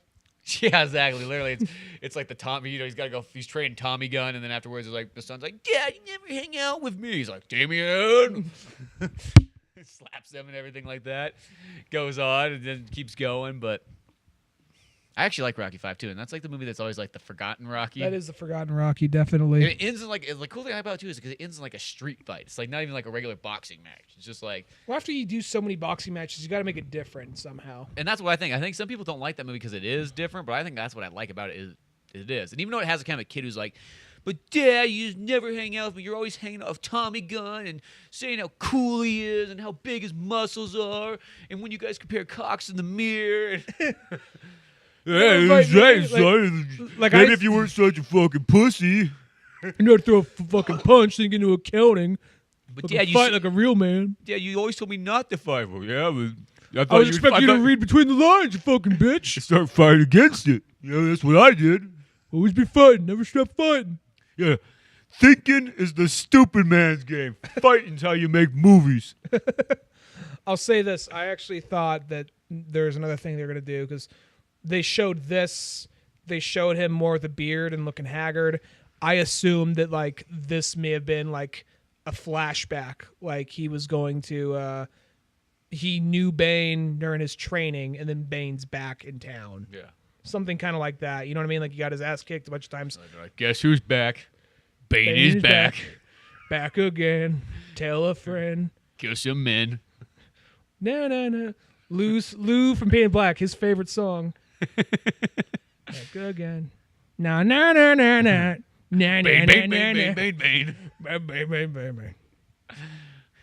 But Paint in Black guys are listening to this. They already tuned out by that part. Or at least Lou did. I kind of love like Jesus Christ. This podcast we're going on. It's like he's just got to the point where he broke his back. Now we're at the second rise. We're only 2 rises in, folks. I know. But no, that almost would have made sense though. Like, only 1 rise in. No, because the first rise is the beginning line. Yeah, first rise. Second. First rise, he's like, I'm crippled. We got 1 more I need rise. to put a brace on so I can kick some brick. We're at the second fall. That's where we're at. Second fall. Yeah. Oh yeah, he's coming up to the rise. But yeah. I mean, now, there was this line right here, like, you have my permission to die on this whole scene. It's like, well, thanks. I've always wished somebody would give me permission. I thought I could just freely die, but I guess that's not the case. But no, I think that would have been kind of cool, though, if it was like sort of was like he was this guy he sort of knew maybe in like the League of Shadows, just to connect it even more together since, you're going for that trilogy thing. Yeah, I assumed that this was like because I just saw him like looking haggard, and this looked like kind of League of Shadows. It looked kind of like their whole hideout from the first one, so I assumed that this was going to be like part of that was be a flashback, or he already knew. Men cheering and whooping. Men cheering.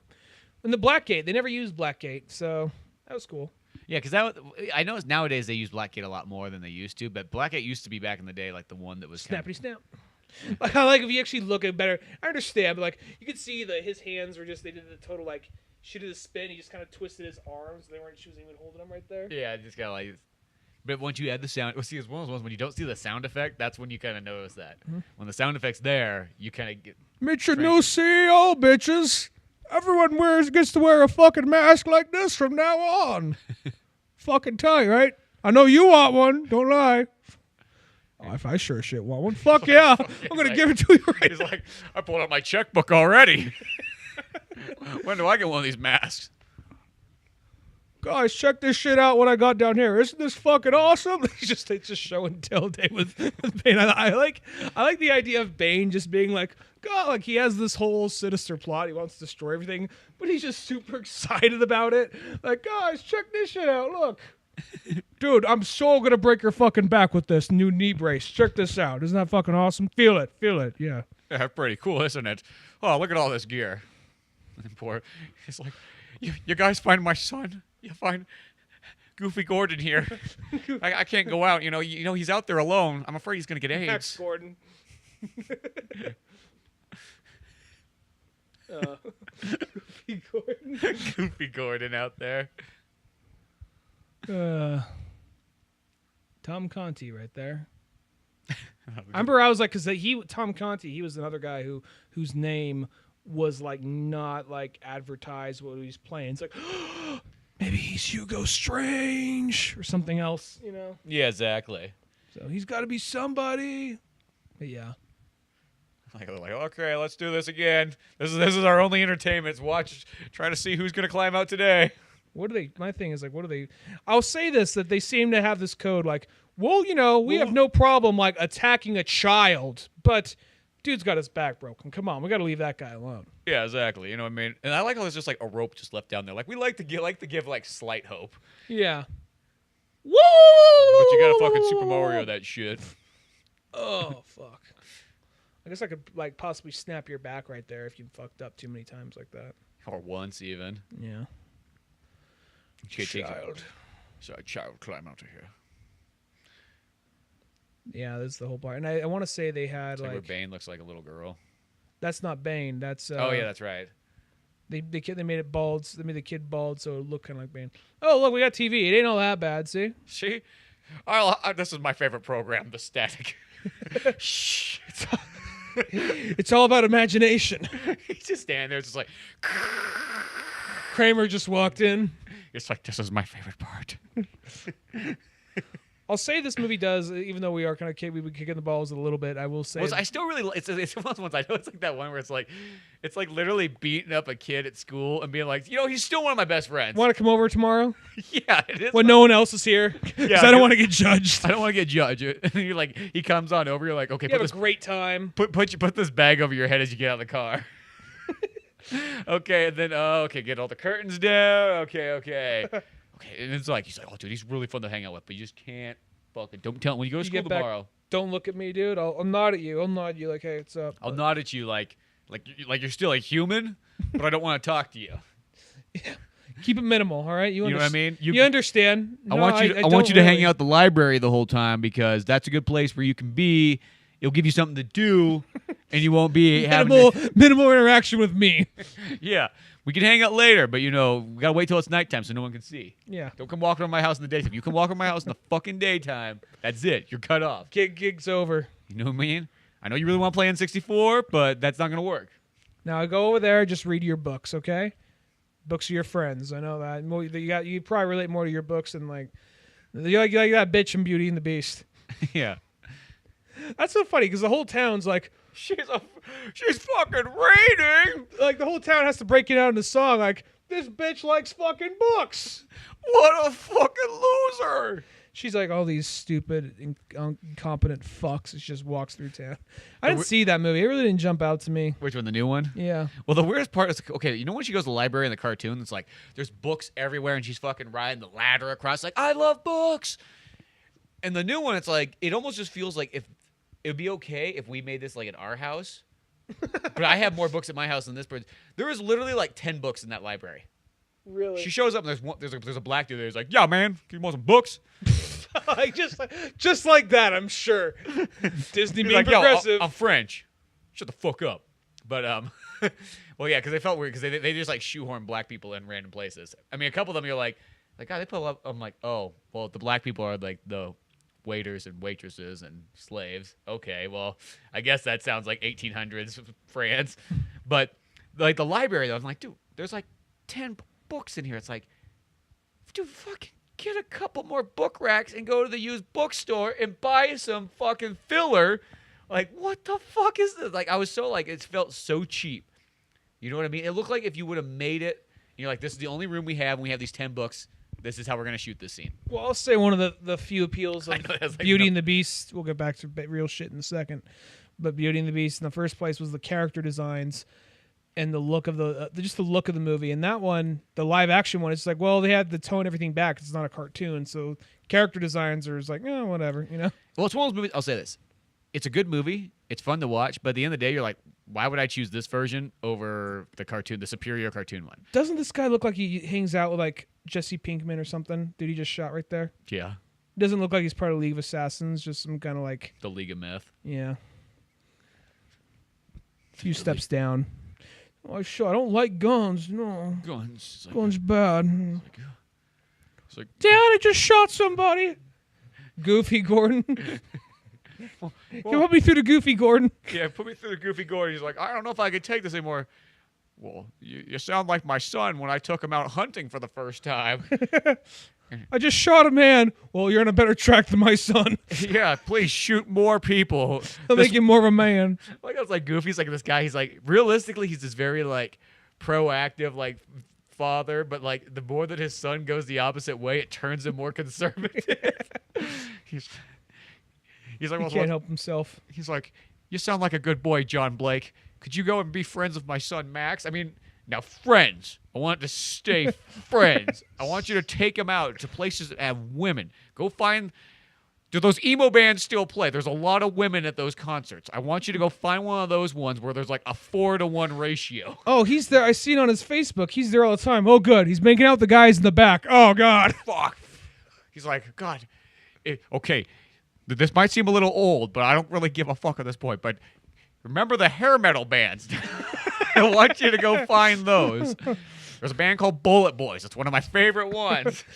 There's got to be still women there. They might be like 56 and haggard, but it's a woman nonetheless.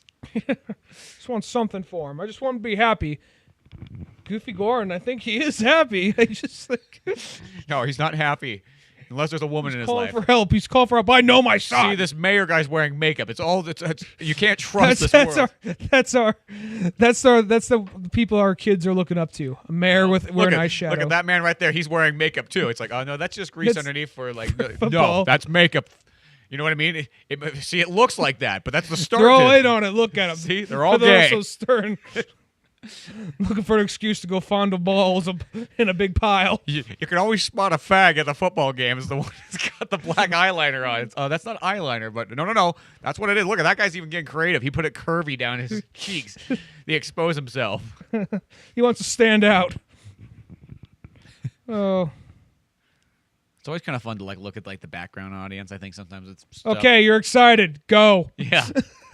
Like that's always like my favorite thing is once you see a movie a couple times, especially like in the theaters, is just to like instead of watching all the main characters, just always look at all the background characters. You can look at some of the guys like when there's the fight going on At and the like end, there's like guys smiling. They're like whacking, like missing each.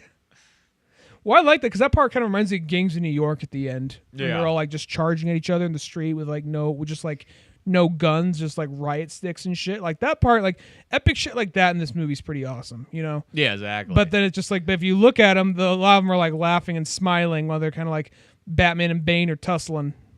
yeah, exactly. Whoopsie!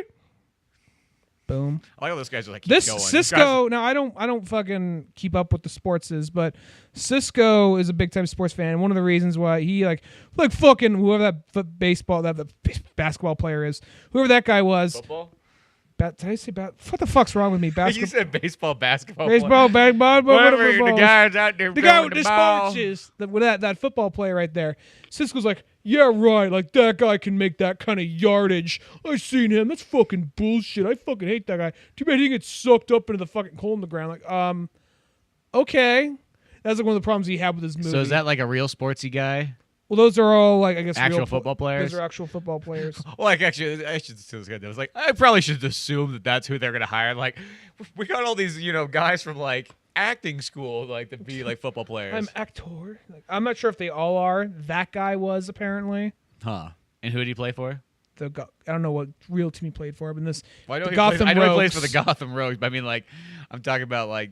It's an empty game. Look up top. Look how few people showed up to that game today. I know. Well, do you think they would have just filled it with a bunch of like CG people? Well, maybe it's because people are like, "Fuck this shit, I'm out of here." Like Gotham Rogues don't do so good. They lost to the Niners last year. Yeah, this before the Niners were even good. Yeah.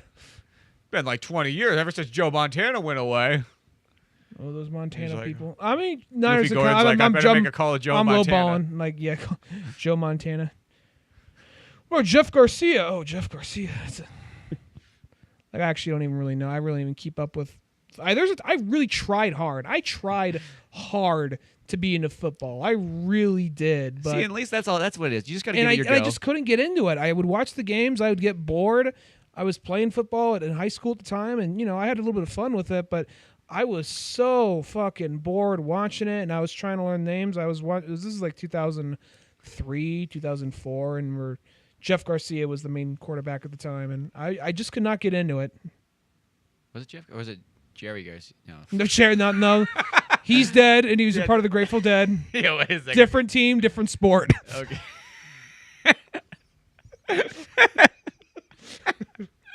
Oh, one of those ones. I don't know. Yeah, that's how I felt too. It's like I've tried before to watch the realistic. It's like one's like If it's a really good game, you can get into it. yeah. If it's a really good game, or I will say it is kind of fun to go live.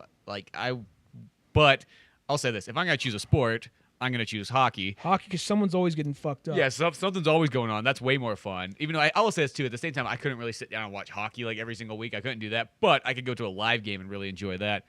I think that's the reason why I always go to like the only sport I really like is wrestling, and it's like the back it up is because it's got story and characters. I think that's the number one reason what's missing from regular sports is I don't care because it's not story and characters. And I think it's also, it sounds weird, I don't like the competition aspect of sports. I want to say this real quick. I didn't mean to cut it off dramatically, but it kind of relates to the movie. Somebody took this scene right here and just like Bane beatbox. Like he's like, "Who's the only one that could beat me in beatboxing? Only me." Then he's like, "Only you." And then he just like snaps his neck, and like right, I think like only me. I believe it's only me right here. Only you. And then he snaps his neck, and then he says like, "Somebody drop me a beat." And he starts like beatboxing, and they showed like some of those reaction shots, people looking scared, like that general looking very stern, like, "I'm Bane, I bring on the pain. Bruce Wayne and Batman are the same. That's insane. My name's Bane." Just all like these reaction shots like this, or like going back to the control room, and then like somebody from the crowd like, "You suck, Bane." He gives this reaction like, "Who said that? Who fucking said that? I'm gonna blow up the city." Then he drops the microphone and walks out. That's pretty cool. It's like you gotta love the internet for that kind of shit. I love how also like on the Gotham team, like their logo is pretty much Vigilante. That always made me happy. Yeah. I mean, like I don't know if the guy who designed it knew that, but well, they use that shot of this general looking, or these people looking very stern when he's beatboxing. Like a lot of these kind the of shit. Asian guy, look at that guy. He's like, duh. He's got like some like white child with No, him. imagining like this part, like when they with like the extras, like, okay, now you're scared. you with the buns. You're more. He walks off. Yeah, you're more scared. Yeah, really I'll say it's a scared. very empty day at the stadium. Yeah, Because I'll go to the Giants games every so often. That's always packed. It's never really a slow well, the day. Giants are like they're like that. they're pretty much the West Coast Yankees, where like they're popular by everybody. If you Even went to an people who- A's game, then it might be a different story. Everybody in no, A fans are pretty dedicated. They're pretty hardcore. Yeah, but a lot of times there's just not that many of them. So it's like you go there, it's like, yeah, I'm not saying it's not like you go there, it's like a ghost town. You're like, oh, I guess we're playing ball the two guys again. Oh, shucks. Tumbleweed goes by on the middle of the field. You just see like their sign just kind of go, just kind of tip over. Oh, well, I guess we'll have to get the duct tape out again and fix that. I mean, I guess if there was a baseball team I wanted to win, I guess I'd want it to be the Giants. But I still, if it's A's versus Giants, like, you know what? I kind of want. I think it's immediately the underdog. You kind of immediately want the underdog to go in there. That's how I always feel. Because Giants, it took them like 50 years or so since they won, and now they're kind of like big hitters. But like they were at least, I think for a while there, they were doing good. They weren't like the top of the game, but they were doing good. Where A's kind of had a very slow underdog seasons for like years. Yeah, because A's has always been the team. It's kind of like the forgotten California team. Everybody thinks of the Dodgers, and they always think of the Giants, but they always forget. Oh yeah, there's the A's. But also the other team is kind of the forgotten one too. Is like there's the Angels. If they didn't have that movie made about them in the '90s, they'd be like totally forgotten. And there's no Angels out there. There's no Angels in the outfield. No Doc Brown. Like, just believe, Morty. Yeah. Just believe. Yeah, that was one of those movies. Was Matthew McConaughey like one of the baseball players in that movie? It was some big actor. I don't know, but it's just like, hey boy, your dad's a fuck up. I'll be your pappy. Yeah, well, it's like in the '90s. There was a lot of like, I don't know, like the Angels. Didn't they have like Danny Glover? Is like, I'm your black surrogate father, gonna take care of you kids. I think something like that. He was the coach, or but something. there was like multiple movies that featured kind of like the A's, or not the A's, but the Angels. And I think, well, really, that's what made that Brad Pitt movie stand out to me so much. It was like, well, one, I mean, I'll see something that has Brad Pitt in it, but like the Moneyball ones, like, oh, they got the A's in there. Like, I'll just say this: if it was any other team, I don't think I'd be nearly as interested. But it's like the A's are like, I feel like I should just support this because that's just kind of cool that they chose that team. I mean, I know it's based off a true story, but you know what I mean. Regarding this scene, I know I'm not trying to nitpick the movie too much, but regarding this scene, it's just like, Okay, guys, I'm totally the bad guy, and I have a letter here written from James Gordon. They're like, oh, that must be true then. even though it just does happen to be true. No, it's totally real. It's This from is Goofy Gordon. My son's a fuck up who likes to dress in purple and yellow boots. Instead of having like a picture of like Two-Face, he's like, here he is. Here's him at the latest drag queen show. Picture of Max with red lipstick. Yeah, just like in some like curly wig. Someone could find him a nice young lady. That would be greatly appreciated. It's not that I'm trying to be regressive or push my ways upon him. I just really want him to find a nice lady. Now, these aren't my words. These are just his. See, I'm not regressive. I'm not against gay people. That's totally fine. He's like, This long letter just dragging on. he's like, P.S. I always thought it was the PJ fella who would be the gay one. Not to Would call I have him out. known that it would be my own son, Max? Not to call him out. I always will love you, Max, but please get your shit together, Dad. Is this the man you want raising you? Yeah, fuck that guy. Fuck that guy. I fucking hate facts. Just a guy in prison flipping out.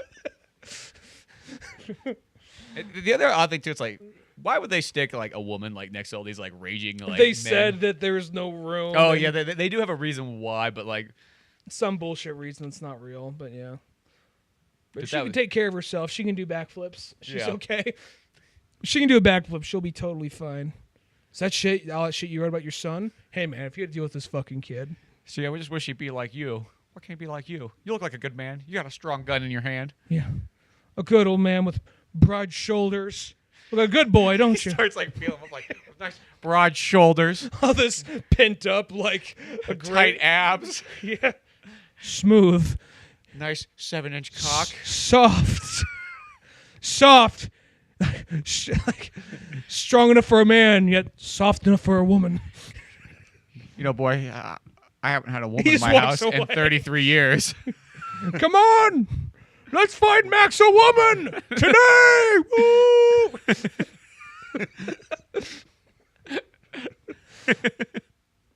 If you just listen to this and actually watching like all the video, it might seem a little off base. But if we have, Come on, this kid, he needs some pussy. We're not going to deny him that, will we, Gotham? Come now. like, I have. It's 2017. Look, there must be women all in here. Go in there and get him. Bring that boy out here now. Whoa. Where's the kid? Where's the fucking kid? We need some women. The women out of jail will be perfect. They haven't had sex in years. Perfect for a Max. I only do what the letter says.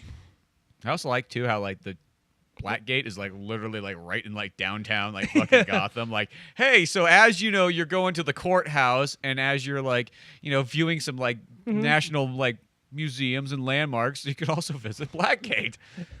Point and laugh. The less fortunate. But I will say that this right here, this movie, people were saying like, because people forget this was happening. See, here's fucking like the part where the Riddler should be.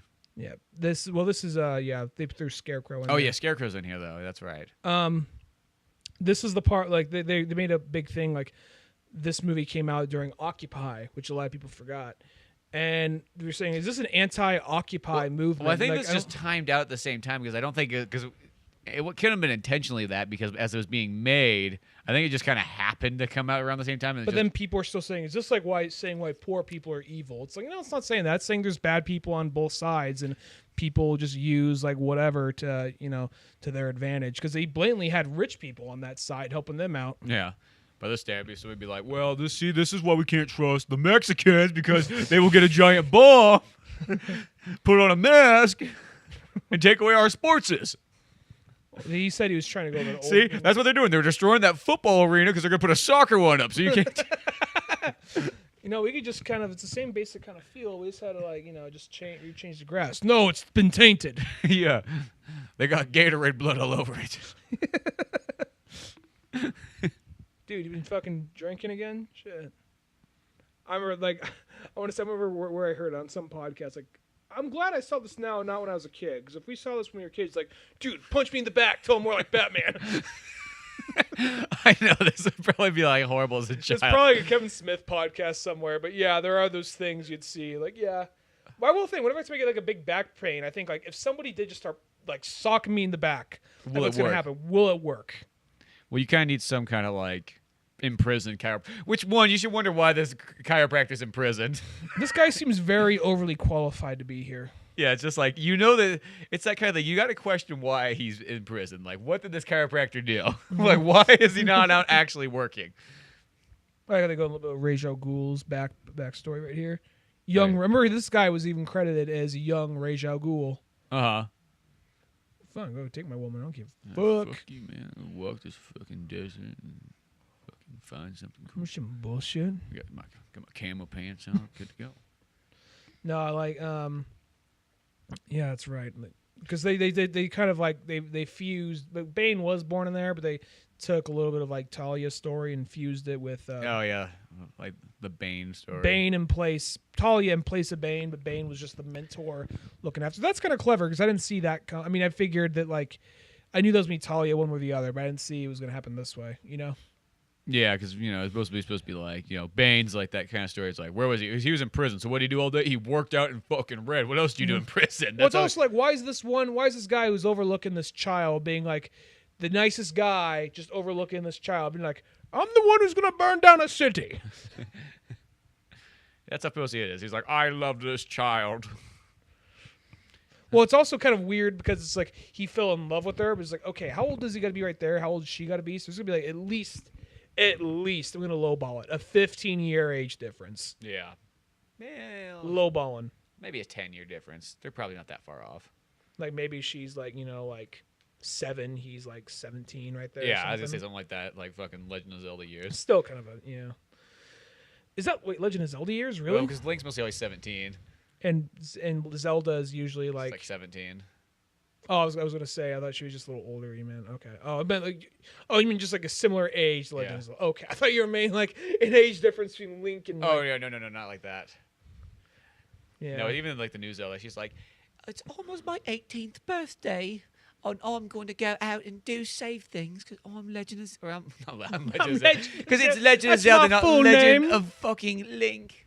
Well, some games she's like, I'm so meek and so like, oh, dear no, like Link save me. Other games she's like a hard ass bitch. Not like. So one thing about the Breath of business. the Wild, whoever does the voice acting for her is just kind of, she just has such like a, no. she has that British voice where you would be like, I fucking hate those type of British people. Like she has that kind of voice where you, like if you that's the only voice you would hear, you'd be like, fuck British people. You know what? They're all richy and so stuck up and full. It has like that kind of voice. I mean, I know she's a princess and she lives in a castle, so I mean, you kind of expect it, but I don't know. She just feels so. She has kind of like a whiny, like she's. I can't do I can't do the voice. I was actually doing a pretty good impersonation, but I've like thrown my voice in the last couple of days, so I can't fucking do it. So I get like the Liam Neeson. get the voice I off this. like how Liam Neeson does a Obi-Wan Kenobi fade away there. He shows up. He just tells Christian Bale, "You've been taken."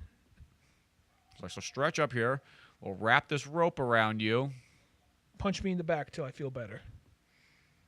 He's like, oh, I meant to actually hang you here. That's why I made this Just noose. trying to help you out, yeah. Yeah, I thought you wanted to go away. You know. I like how this guy just looks like Friar Tuck almost. Maybe that's what it is. He's like, yeah, you know, Robin Hood put me in here, and strange enough, you don't die when you're in this prison. That's why that's the problem about this prison. Never want to. Everybody's trying to kill themselves in here. That's why they give us rope, gotta- because they find it as a joke, because you can't actually hang yourself. If people get tired of watching the Static Show. I never do. Oh my God. After the 1200s, dude, you are grateful to have the Static Show. It was horrible back in the day. You had to watch gay plays. They were super fucking gay.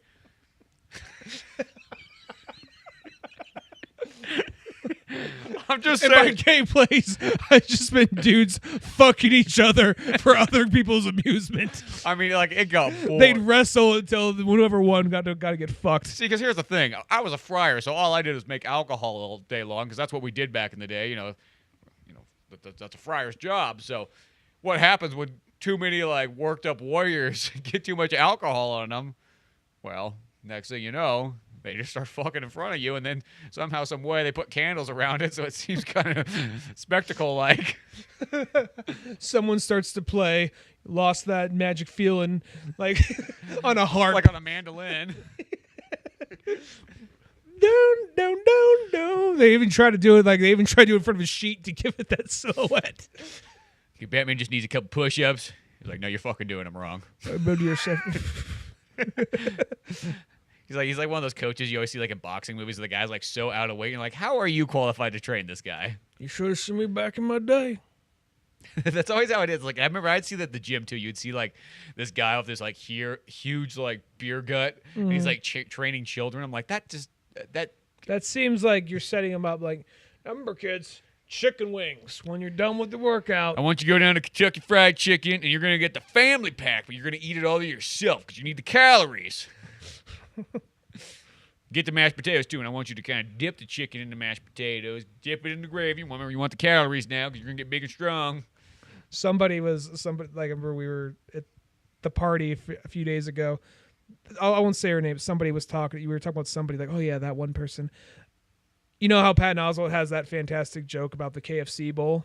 Oh yeah, I love the KFC. I was going to talk about without trying to make it word for word, like beat for beat, the KFC bowl. But we were talking about like, okay, well, Taco Bell. We were just talking about like different levels of fast food, and like KFC's down there is like, you know, the dirty, just like super. Well, KFC's more like, it reminds me like the senior citizen place. I mean, the place fucking Always closes has Fox at like News on. 7:00 at night. They're like, okay, let's get it closed up early now before the heathens come out. Yeah. We don't want none of those stoners showing up here like Jack in the Box has.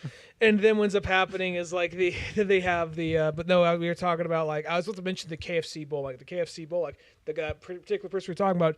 Oh, the KFC bowl! Just like I fucking love it. Like I was just shut up with the KFC bowl now. I was about to say I just love that bit of just like just put it all in a fucking bowl. I'm a dog. I don't give a fuck anymore. Don't even give me any like sporks or anything. I think it was the same person we were talking about, but yeah. I just like I'll stop talking about the KFC bowl. Bowl. I'll get myself one of them KFC bowls.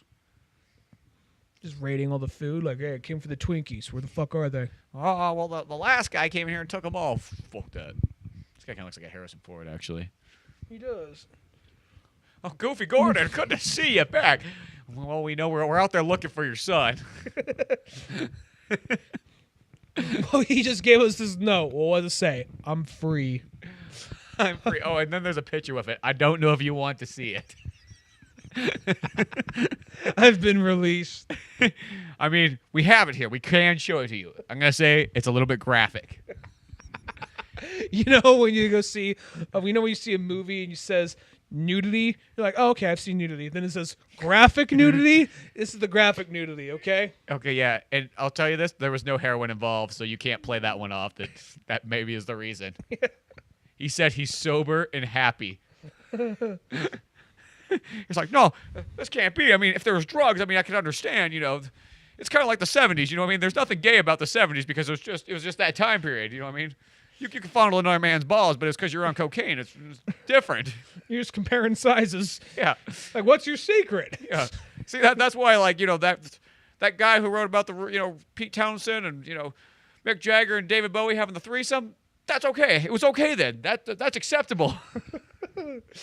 I was there. I was the guy holding the camera. David Bowie and Iggy Pop did it. Nothing gay about that. Yeah, we had the 8mm cameras going then. They said, Goofy Gordon, we got to have you on here. For some, well, I like what really freaked him out is just like Chuck Berry, just like he had a fart and shit fetish. So.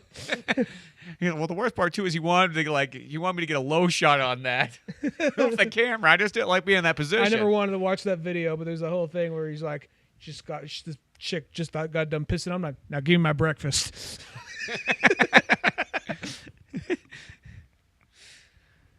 Oh boy, the places podcasting takes us. The fusion reactor. Now look, Morgan Freeman's the only one that can bring this bitch down. So you best get Morgan Freeman up there. Because when Morgan Freeman talks in third person, you know that everything is safe. He's right. Morgan Freeman's always right. I've never made a mistake in my life.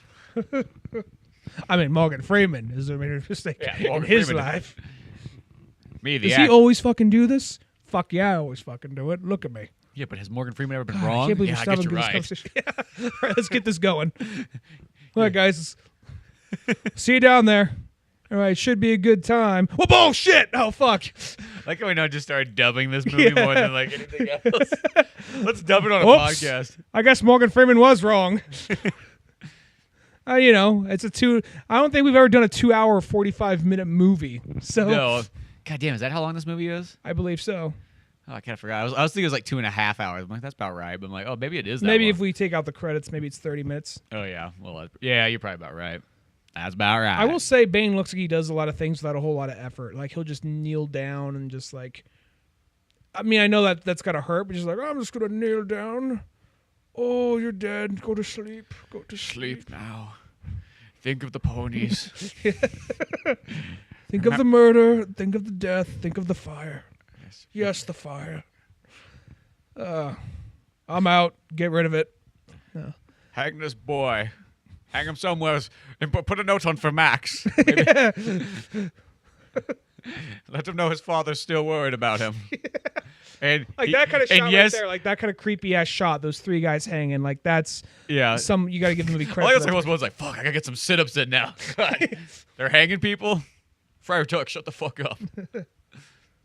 Only thing that makes Batman feel better is some sit-ups. Now, regarding this though, I am kind of curious to know where they are going to lead the next, because everything on the current DC Universe movies, the live-action movies, kind of hinges on Wonder Woman and Justice League. If those are because I feel like that because I haven't heard about production on Batman, I have not heard about production on Flash, I've not heard production on anything else.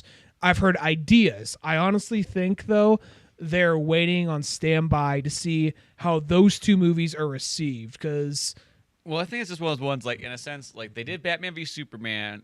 And, we like it. And there's people out there that do really like it. But there's those people that kind of go, oh, it was just okay. Did you see the extended cut? No. Well, then go back and re-fucking judge it. Well, I'll be 100% honest. I understand if someone doesn't like the movie. I like it myself. Yeah. But I get why other people don't, because it is a flawed movie, and Yeah, it's it is definitely not perfect. definitely more made for the fans in that context, which I give it credit for doing that. But I honestly feel like Warner Brothers, even though the movies make money, I honestly feel like they're just kind of on standby and just kind of waiting to see how Justice League and Wonder Woman are perceived, because I don't think any other DC movies are in production right now, are they?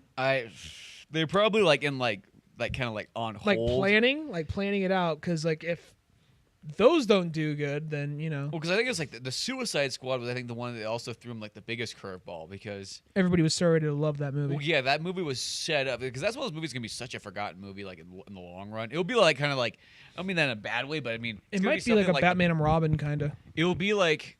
No, not like that, because Batman and Robin's still really remembered. It'll be more like The Punisher with Dolph Lundgren, because that's one of those movies that, like, whenever I go, like, oh, yeah, it's in the first Punisher, and they're like, oh, okay, well, I don't remember that part. I'm like, the Dolph Lundgren one? And they're like, what? You mean Thomas Jane? It's like, no, there's a first Punisher, and, like, that's like, oh. I don't know, because I think a lot of people are looking forward to Suicide Squad, so I think that it's like... Well, no, that's right now, but, like, okay, I'm saying, like, in 25 years. Maybe, yeah. It's kind of hard to say. Not, like, in the next, like, couple years, but... Because I saw a movie recently, and I liked it more the second time around. I still don't love it, but I liked it more the second time around.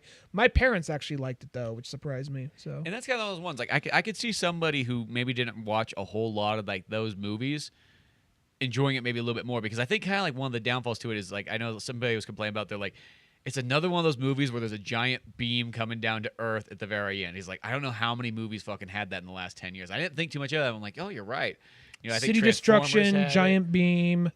Another thing that's being recent. I kind of do like how this is just a giant allegory for the beginning of Batman Begins, just like climbing out of a giant whale. Remember climbing out of that well? This is the big well now. Yeah. Or how much you That was hated the it? kiddie pool. Yeah. There's the man pool, where you get to hang out with all of Robin Hood's men that got stuck down here so many years ago. Oh, man, that Robin Hood said he didn't need. Yeah, once Robin Hood died, guess who came for him? Oh, fuck, he made it! What if he just slid Right at through? the point, like, throw the rope down. Oh, he's going. Oh, I think he does throw the rope down. oh maybe he does. Oh, then he just says, like, Oh yeah, like because there's the rope right there. villagers and rapists overtake the countryside. Yeah. Murderers and rapists. What if he threw it down and he just... It's like not and connected you to just see the nothing. other end of it going down with it. Well, he threw it down, but he forgot to tie it off. Like it's just not connected to anything. Like nothing to hold it up. Just there, like... And plus, like, yeah. How long has that rope been sitting there for, waiting for everyone? Nice ass chair. Hey, almost Riddler. Yeah, there we go. That's the Riddler going. Honestly, thought he was gonna be Riddler. Hey, Scarecrow. I will say it is cool that they do put Scarecrow back in here, because that was something I didn't expect when I first saw it around. I almost kind of forget about that part that he's in there for a second. But kind of speaking of like the other Batman stuff, I think though, I really hope that that Wonder Woman and Justice League are going to turn the tide for. I think there's a possibility they will. I think so, because I think by this point they know what not really to do and kind of how to get those movies just really dialed in. It's okay to have a movie be a little bit more serious, but I think they just need to make it slightly more lighthearted. Not like all like. I'm Wonder Woman, woo, down the stairs or nothing like that. Yeah, that's my only fear is I just hope they don't turn them too comedy, but because that's the thing that they might do this thing where they turn the ship too far one direction, and then next thing you know they're going to be like action comedy films. Mm-hmm. And that's fine if that's what you're going for. You know what I mean? Like if you're doing like Return of the Cape Crusaders, because that's kind of how I view that movie, or like Lego Batman. Like yeah, I'm all up for it if it's that, but if it's regular Batman, I kind of want it to be, still pretty serious, you know what I mean? Like, we don't need it to be 66 style. Yeah, hopefully they get it for that. I'm sure that like now we're at the point where a summer movie doesn't have to come out summer, okay? Because Wonder Woman, all right, that's summer, but when's Justice League coming out? Like November yeah. of all time. November. That's it's probably like the end of November, so it's kind of like the pre-Christmas movie in a sense. Because a lot of times, like movies will come out that time and then they'll hang out all the way till Christmas. It just seemed like it was always, not always, but like most of the time. You see my boy Max? This is Goofy Gordon. I heard he might be in here. You look like a bunch of hipsters. Please. I just want my boy back. You got a boy in here. See, there's a gangbanger in here that wants your boy. Oh, That like this, I think this dude could have been the female commissioner from Dark Knight Returns. Oh yeah. That's who this guy could have been. Yeah, there's just those like moments where it's like instead of just having just some, and I think this is the part too that I think. I mean, I hate to say this, like I feel like just like you're becoming the guy who's poking it, like this is what they should do. But like, 5 years ago, but not for this movie necessarily, but for DC coming up, what they almost need to do is they need to kind of retire this crew of people that have been working on the DC ones for a while, because like that David S. Goyer, Goyer. I mean, don't get me wrong, I like that guy a lot. He's made lots of movies throughout time that we all enjoy, but I feel like his time's kind of like he was perfect for like the mid 2000s when he was needed. I mean, I think he wrote on Blade and he was on like stuff for quite a long time, so he's done a lot of like stuff, but he's still like writing all the Warner Brothers things, and it's like, dude, you might want to grab some like fresh blood. Like this boy right here, grab some fresh blood. Take my apple, boy.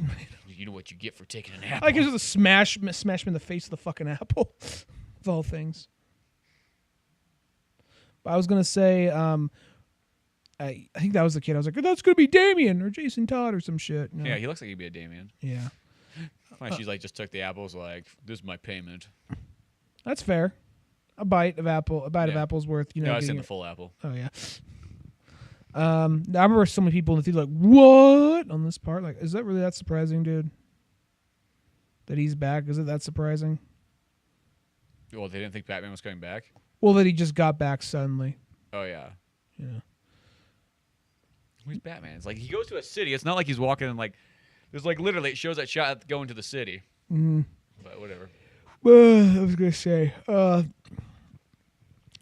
shit. Regarding this, I feel like that they're gonna actually try and do more things with the next one, because with not the next because they have the Gotham City Sirens movie and they're playing around with different people to be in that. They're talking about like it's girls versus girls, so like Huntress, girls. Don't they just have that thing? So it's like, well, that's not. Well, that one's apparently be directed by David. What's his name? Goyer? David Ayer, yeah. David Ayer? Yeah, so it could, if it goes in the same way. I'm surprised that they're, I mean, it's not like his fault that Suicide Squad probably went the way it did, but I'm just kind of surprised that, like, they don't just go and say, okay, let's just get some real fresh, at the end of the day, it's one of those ones, like, grab fucking guys that, like, really like comic books. I think that's the thing. Movie guys are fine, but, like, that's not really what you should be grabbing. You should be grabbing, like, literally comic book and animation people. Well, I feel like they said last time I heard it was like, okay, it's Catwoman, Poison Ivy, and Harley Quinn. Harley Quinn, of course, and then it's going to be going against Huntress, Batgirl, and Black Canary. Oh, okay, that'd be pretty sweet because that's like a Birds of Prey movie too. Mm-hmm. And they're still going to do the solo Batgirl. But it's kind of weird that it goes the other way around. Is it coming from like? It almost feels like it's coming from the perspective that like the Sirens are the good guys and that Batgirl, Huntress, and Black Canary are like the bad. Yeah, I mean it's probably gonna. I bet it could end on some note of like there's a threat bigger than all of them, and all six of them work together. You know what I mean? Wouldn't surprise me the least bit. But they're also talking about doing the whatchamacallit. They're also talking about doing Joss Whedon doing Batgirl, which I think is perfect choice right there to do Batgirl. Oh yeah, that'd be kind of. It's one of the ones like. Those I feel where it's like, why don't you just get a female to do Batgirl? Well, I'm gonna say that he's in that same tone, that same vibe. I think you should almost get like a female director, but if not, I think Joss Whedon has a perfect resume for that because he did a lot of like woman leading shows like Dollhouse, Buffy the Vampire Slayer. Yeah, so. I'm not saying that he's not a good choice. It's just kind of like, and he's known for being like girl power. I always stuff. just think that same thing of like you look at Batgirl comics and everything like that. It's like. Why do they like very rarely ever have a woman ever write these? It just seems so odd to have like a man like writing a lot of Batgirl and a lot of like, Birds of Prey right now has actually 2 girls writing it, but like lots of times it just seems so weird where it's like Bombshell is all girls, right? Isn't Bombshell all the writers and all the artists all all girls? But they might because lots of times it's like they'll have like the token female in there, like either she's like the artist, the colorist, or she does the letters. There's a woman job for you. You can do the letters. But they always have like that's how I feel. They put like the token female, or like they'll get somebody like Amanda Connor to like write it, maybe draw it or something like that, because she's kind of like the big female like artist to go to. But because it's like even on the Batgirl Burnside ones, it's like those still written by men. It's just it has Babs Tarr drawing, So I was like, that's kind of the cool thing. And then Cam Fletcher actually draws pretty similar. He's the guy who writes it, but he draws pretty similar to her as well. Mm-hmm. But it just always seems so weird. Just like, okay, you got these really female-oriented stories, and you got all these like men sitting around like, Powell. Okay, so she's gonna have her lesbian friends, and they're gonna have like an emotional breakdown here. Okay, And they're gonna have a pillow fight in their underwear. Yeah. Just like it's actually no, it's one of those things. Like with the Batgirl I have read's really good, but I'm just that thinking, Batgirl series. Is I'm just amazing. thinking like the most like regressive, most like misogynistic. Like okay, whenever they're not in your costumes, just hanging out, and you feel like it was written by like a horny 15-year-old. They just be hanging out in your underwear, and they're gonna have like a fucking pillow fight. Like this is a feminist icon. Do you really want to do that? Fuck yeah, I want to do that.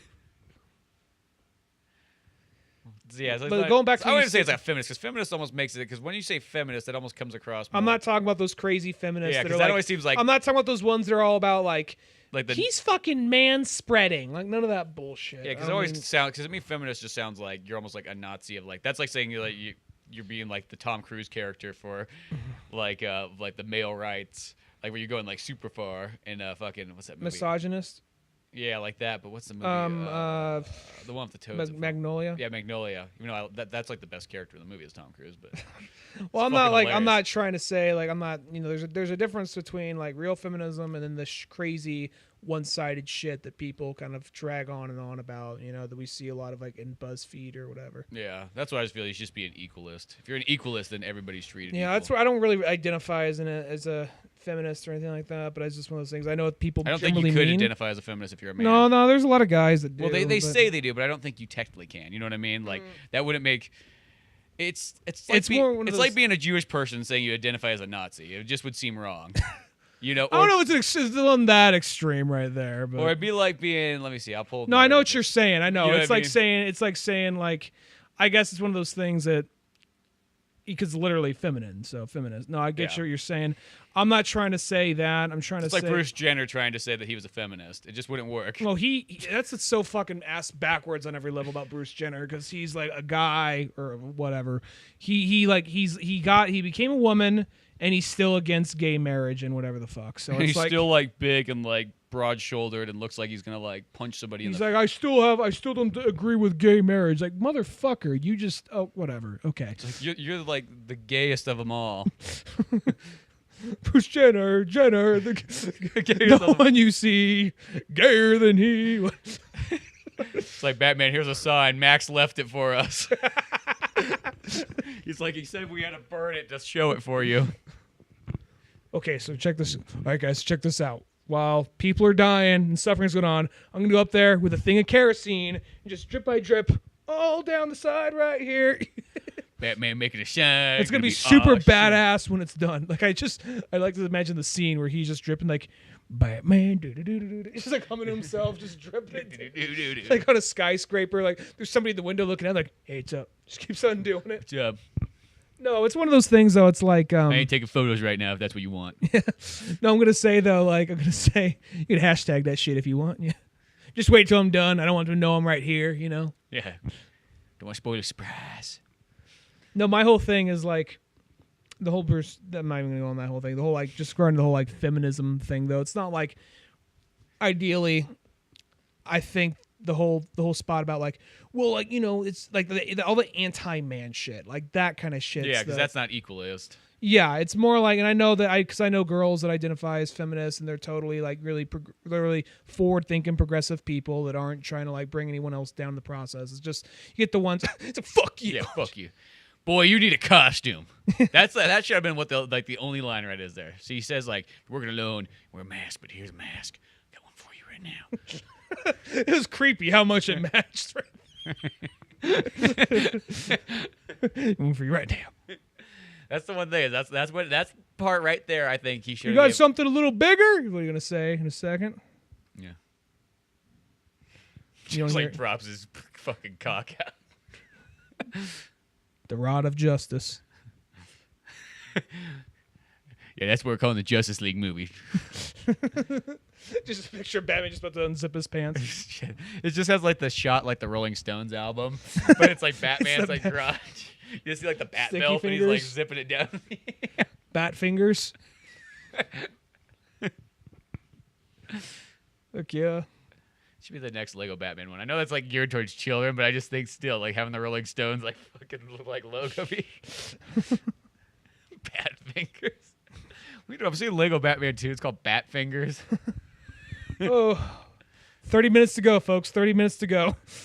Oh yeah, we still got that going on. This is a marathon right here. I'm not sure last time we've gone for 2 hours and 45 minutes. No, most of the time, the only time we've ever gone like that long, generally, is because we had somebody else on that we hadn't talked to in such a long time. Yeah. I know that's what mostly would always carry it on for that long. Mm-hmm. Engine revs. Sorry. So good. After a while, all you can really do is that's what I noticed with some of our earlier audio commentaries. We just literally comment on things that were literally on screen. Well, yeah, because you get to the point where you just kind of go that dry spell of like, oh yeah, I gotta keep talking, and until they start punching again. I'm wondering if his suit. See, is she could have a better mask than that. She has like the mask that's literally like the same as like that ballroom dance at the beginning. But she has little cat ears on the side. They're just goggles that flip down. Though it's like I don't know. I'll say it's a clever. That's more clever than not having them. Yeah, but I get it. I was gonna say though, his mouth is always kind of partially open. Do you think it's because it's so hard to breathe in that thing? 'Cause it's like covering part of his nose. Like, does his nose have any? I don't know. Maybe he's catching fly. Maybe he's like, I'm hungry. They don't feed me in this suit. I don't know, because now that you mentioned that, because I was noticing that too watching this. I'm like, do I have to watch like other like Christian Bale movies and see if he does that in other things, or is it just he's in the suit? He's like his mouth is always kind of open. Maybe it just like pokes up into like his like chin or to like his like throat, and he it just kind kind of of pinches. I think like pops it open. I think it's like this. It's like the cowl almost like has his mouth in a chokehold, just kind of forcing his lips out. You know, so he has this look. Okay. I'll say this is one of my favorite parts of the movie right here, which is kind of like this total like games There's like in New York. Pokeballs over on that thing over there. Oh, I saw that. Yeah. You want them? You want to catch them all? Come on, guys, we'll catch them all. Gotta show these ruffians. I'll say this is probably one of my favorite parts of the movie right here. This whole, seeing all these cops charge in there because this really does remind me of Gangs in New York at this part. Yeah, and then Bane's got the sweet What the fuck? jacket on. They're like, what? We're Where's Max? we're in the middle of brunch. He's like, I want to clear the whole city so we can have a nice brunch. I heard some people say that like they don't like Batman looks weird like at daytime in the outfit. Like no, he fucking does. I don't get where That looks people cool say. at any time. I've heard people are saying like the bat suit doesn't look so good in the daytime. Like I don't know what the fuck you're talking about. Yeah, whoever says that's a fucking idiot. That's all I have to say. Like, when does Batman not look good? I thought like the panels of him like in the middle of the field looks pretty awesome. Like right in that new Scott Snyder All-Star Batman. Yeah, I like that kind of stuff. I mean, I know there's like some people go like, "What's you do? Like, you can't blend into the daytime because it throws you away with black." And you're like, well, First off, speak clear sentences. well, that's how they talk though. People They talk like that, so you can't understand them half the time, but because they're trying to be cool, but they're not. But I don't know. Batman looks like. Doesn't matter. It's not like he's hiding. Like, what does he have to like hide? I mean, he's wearing that like armor and it's his suit and it's his costume. Mm-hmm. You feel bad for the couple of cops just go down immediately. Like, oh well, that's my contribution. They took all our guns. That's where you'd be like, you want to be one of the guys in the back. Now let's watch see if we can spot the ones laughing as they slap each other. I know. I just like that when they're like fighting. They're just like in the background having too good a time. Mm-hmm. Yeah, right. Let's see. I'm seeing. Yeah, I just saw a few. They're usually the guys in the further back. Not the guys they're never like anywhere up close because you never see it your first time around. It's just because they're like when you watch after a while. See, like it's like you see it a lot more when you see Batman and Bane fighting. Yeah, because everybody's like so focused on that. That or they're all fighting like 1940s Batman style where they just like grab each other. And shaking. Yeah. It's going to be like right here. I think you see some guys. So that costume looks so badass in the daytime because now you can actually see the detail on it. Mm-hmm. I don't get where people come from with that. I'm seeing. Let's see. No. Yeah, the guy's right over the Batman's shoulder on that. But then you get a sweet Batman battle scene here. See, that's the thing, though. Is like when the action does happen in this movie, it is really badass. Mm-hmm. Well, it's like I said, no point in this movie does the action feel slow or bad. It's just just the awkward timing and just the lack of the references they could have used. And the double rise. The double rise, I think that's the biggest one. I think either have Batman be Batman from the very beginning of the movie, or almost have the Batman like even have his back get broken. I mean, it wouldn't really work to get it broken in the very beginning, but that would at least eliminate so you don't have a double rise. Mm-hmm. I just think he was training. He was like doing Batman shit all this time, and some other country. So you don't have the double rise. He's just been doing Batman in or out of the country, however you do it. He was doing Batman shit this whole time, and then halfway point when he meets Bane, that's when he gets back broken. And that's the only thing. I think that would save so much. Like if he was just out, this would be the perfect time to have like sweet cameos where it's like maybe he's out. He's fucking with Green Arrow. They're fucking fighting crime somewhere. Now we're going into other. I'm just gonna keep it to Batman because the second we do like Green Arrow, because that'd be pretty awesome. Well, Green Arrow feels like the one he's like, because that's not adding any superpowers. That's still keeping it like grounded for like these movies. He fucking looks like Green Arrow in the beginning anyway, so might as well just have Green Arrow in there. Yeah. I always liked the image of Batman with a bow and arrow though. So yeah, it always looks cool. Well, it's kind of like Batman with a gun, even though it feels wrong. Sometimes it looks kind of cool. Or Robin with a machine gun. Yeah. Yeah. Feels so wrong, but something so right about it. Something so right makes me want to just fire that gun off. Have you seen Max? Have you seen Max? We're looking for him. Who the fuck is Max? Well, since you've been you gone, mean that Batman. kid in drag that keeps following me around? He's fucking up my brand. Yeah. So yeah. This major like punch thing he's about to do. This like he does like this wild like really rapid punch he's about to do in a minute. Soon. Yeah, if we get you think it would be like I like how he has the big like boss battle like he just hit the thing on his face. It's like the big blinking eye. It's like his weakness. It's like a Zelda villain. Yeah, it's like House of the Dead where it tells you where the weakness is right before like you get to the boss. Yeah. You go, I should maybe punch the thing in his face from the get-go. But the other thing too, I always felt with like Bane is like I think they could have just had one small scene where all he does is he shoots up a little bit of venom. Just a little bit. Just a little bit.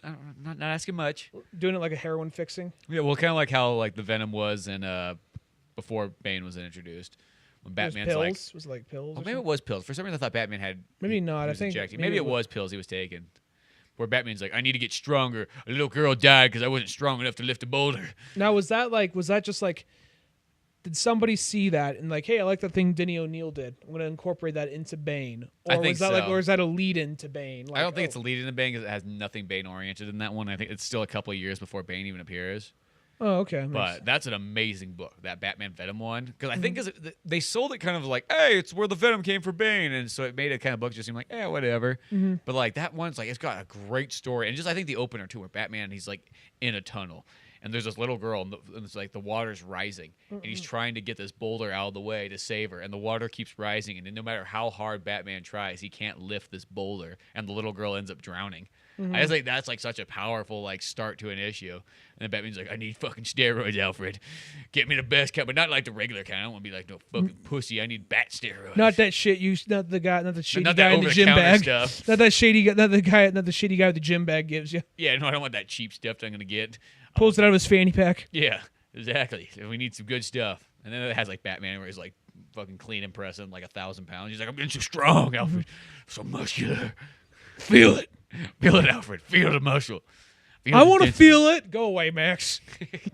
Fucking faggot. I hired you to clean out the toilets. I didn't hire you to fucking like feel my muscles. See, look, he's We've really felt the sound. It just looks like he's like put his tongue out there like, Well, I'm wondering if like his nose is like covered underneath, so he can't breathe out the nose. Maybe that's it. So he's always got. He always mad. I don't know why I've never noticed this before. Now I'm really interested to watch Batman Begins and Dark Knight to see if that same thing happens. I know there are moments in Batman Begins where he has his mouth closed, but there are moments. But I think that was a different suit too, because that's when it was one cowl. This one is like more like a motorcycle helmet that's kind of connected. It has the two binds on the back. Yeah, so it's like a turn left turn. and right. Which that's smart, because that was the thing. You kind of look back at the movies, he had to turn his whole body. He could never turn his head without breaking the thing. Which is one of the ones like you don't really think much of it until somebody points it out. You're like, oh, I guess that is true. Mm-hmm. And then you in real life, you like start turning around like that too. You're like, well, Batman turns around like that. Maybe I'll just turn around full body. Just rips the mask. Yeah. Well, I kind of did that a little. Well, when we were doing our live action drunk Batman thing, whenever I would turn my head in that mask, You'd have to turn it full way. I could turn it to a degree, but eventually it would like rip the back open, or like the corner of the mask would stab into my eye. So you had to like do full body turns. Yeah, exactly. So it's like, oh, this is how Michael Keaton and Val George Kilmer. Clooney and Val Kilmer feel like. I'm gonna still, even with the whole blah, like that whole face he has. Christian Bale is still probably my favorite, second favorite live action Batman. I think it's without the audio. It just looks. He so looks odd. like he just really wants a glass of water. Yeah, he's just like he's like dehydrated and like has like a hard time breathing. Like he just like was running all day long. Watching it, I do see where some like the kind of college humor type jokes come out of like because you do have it on just like like it does actually match perfectly. If you see him when you have the audio, I think people are a little rough on it, but pause, I do kind of see it. Look how confused and dumbstruck he looks right there. I know. It's just odd looking, and it's one of those ones I don't think I would have ever noticed it except for watching the movie without the audio on. No. Max, I know you're in this thing. You're in there, boy. They put you in here off the bomb. They said they were going to dispose of you because you weren't. They didn't consider you human. I'm here to save you, boy. Everything, I still love you. I still love you. You know what? I'll go gay with you. We'll do it together, father, son. It'll be like another road trip. We'll hit all the gay clubs. I've come around, Max. I've come around. You know Literally, come around. You know what? Pete said he'd be gay too. So I never thought I'd hear that from him, but he said he would suck the dick to save you. I'm sorry, Goof. It was the way I was raised. You know, I sucked a dick last night, and I thought it was actually kind of fun. Surprisingly, tastes like Laffy Taffy. I fucking love Laffy Taffy. The pineapple flavor, of course. That's what his cock tasted like. He was Hawaiian.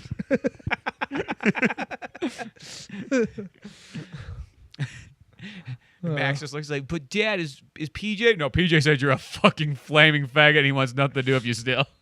300 episodes, folks. Still talking about Goof Troop. Still talking about Batman. How have we not done an audio commentary on Goof Troop yet? I don't know. I got it over there on VHS. This is like one of the part where like J-Love just like totally brings it as far as like the emotion, because he goes like, I'm J-Love, man. We're gonna get these kids across, man. Just doing what's right, you know? He's like, dude, just stay the fuck away from him. No. He's like, no, you put your gun down and you get out of here. He's like, I got children. No, These are all my children. Yeah. Every single one of them. I'll be their bat dad. I'm like that Vince Vaughn movie where he just realized he had so many kids. Like, one of the cops starts, oh, that was a good movie. That was actually pretty good. It was different for a Vince Vaughn movie. He just looks like his Tim Allen. He just looks like he's a guy like who got shoved in a Batman costume and is just so confused on what's going on. Doesn't know how he fucking got there. Oh. Bane just said, like, I'm going to say, like, right here, I think she does a great job of getting the Talia thing across, because it's kind of easy to act like you're uninterested, but, like, how she just kind of walks in there, doesn't care, and I think probably one of her best moments is right here, and she's just looking straight ahead. She's like, kill them, every last one of them. Like right, we get a closer shot of her face right there, like, how, oh. Shoot them all. That's a Talia moment. And how she doesn't even care, and how she just keeps moving. Exactly. Mm-hmm. And that kind of seems more like it there, but... And when does Talia come back around this? She comes back in a minute. Well, this is something that I like about the Christopher Nolan trilogy, is that every finale is different from the last movie. The first one is like a fist fight. Second one, it's kind of a fist fight. It's more of like he's saving hostages than like, you know, he's not really even fighting the Joker so much. He's saving hostages and has a quick scuffle with the Joker, you know? And it's like very weird, like, you know, because like, he has X amount of time to get all these. It plays out like a final battle scene, but it's just like he's saving people. This one, it's like an aerial battle. He's driving the bat jet around. So that's what I like about each one of these movies. It's never the same final finale, the same final climax or whatever. Plus, this one for a trilogy has like that big, you know, like the battle feels right. It's like the whole Gotham's gonna be destroyed. You got this big battle going on. Mm-hmm. Each one feels like pretty big, pretty. By this point, you think, why the fuck are we still living in Gotham? Now, right here, he's gonna bring it. He's like, oh, I'm gonna cross, man. Come on, you know me. I'm in Third Rock. You can trust me. You guys in Third Rock. It was a good show. Yeah. You're the kid with the long hair, right? Yeah. Oh. Shoot at his feet. Shoot at his feet. That will stop him. Yeah. Show that Inception boy who's boss. The old Batcopter thingy-majiggy. Like what's gonna happen in a second. He's like, "You killed us all!" Like he unloads. Like he's swinging for an Oscar on this part. We'll do it now. Yeah, there you go. Blow it. Fuck them kids. He just gets mad. He screams like, "You killed us! You fucking killed us!" It's gonna be happening in a second. Why don't they just go on the one that's lower below? I don't know. Well, because that's the other way coming in. They're like, oh, well, we can't get in there. Well, maybe it is. I don't know. But that's not reason enough. But it's gated off. Well, they just like, hey, so Frank has the lower layer, right? There's a lower layer. Everybody's like, oh yeah, in a very like Scooby Doo, like them, everyone tiptoeing in a single file line across the fucking Gotham Bridge. Yeah, you're killing us. Yeah. They're like, we don't want you coming into Burnside, you filthy Gothamites. This is the progressive area. You stay there with all your dirt and filth. And Bloodhaven doesn't want you either. I feel like whoever wrote, I feel like Burnside after. I'm not trying to like represent. I feel like Burnside's almost supposed to be kind of like San Francisco, kind of. Well, I always picture this sounds kind of weird, but or like, Berkeley maybe. Yeah, I was gonna say like for anybody that knows the California area, I picture like let's just say that Gotham was San Francisco. I picture Burnside to be literally on like the East Bay in Berkeley. That's kind of my picture, and then Bloodhaven would be like Oakland. That, like, I mean, I know that's using a West Coast analogy, but that's all I know. I can't give you my East Coast analogy as well either. I feel like Bloodhaven, Oakland, then like Berkeley being Burnside. Yeah. You know, not like Berkeley's really progressive, but Berkeley's kind of like the opposite of that. That's the thing about a lot of like, I mean, we've talked about this before on the show, but that's the thing about a lot of like, you know, I guess negative Californian liberal stereotypes is you got people like they're for gay rights and they're for like saving the environment, but at the same time though they have the kind of like a little bit of this elitist attitude about it. Yeah, they still, and it's like look at me for how progressive I'm being, and I think that's where like the negative connotations of I'm not going to say feminism in general, but just like the negative stereotypes of feminism. You know, people like Anita Sarkeesian, or you know, like that stupid manspreading video that BuzzFeed put out a few months back. Well, a lot of times, because the thing about those people too, they're the kind of people like at the end of the day, like you'd be at a restaurant, and be like, oh no, you just leave 10%. Mm-hmm. Like that's the problem I have with a lot of those kind of people. Is you or realize the people they talk about like how like privileged you are, how privileged you are. Yet they kind of have like college bought and paid for them. Yeah, they have everything paid for them. They live in like big rich houses that have fancy swimming pools and all kinds of fancy fucking pools, and they got all kinds of nice stuff outside. And so I think those are kind of like. I'm not going to say everyone that lives there is like that, but I think those are like the negative stereotypes when people think about like. I think that's ultimately that's the kind of shit that got fucking Trump elected in the first place. Exactly. It's just like people got tired of those fucking people telling them like, oh, how's this, you know. Mm-hmm. Back to Batman. Oh yeah, see, Batman leads off in those kind of things. When you leave Gotham, you start getting all kinds of otherworldly views that you don't want. He got progressive. He got a chance to go around and see the world. Got to see both sides of it. Spend his money on the right things. Take out a truck with a bomb.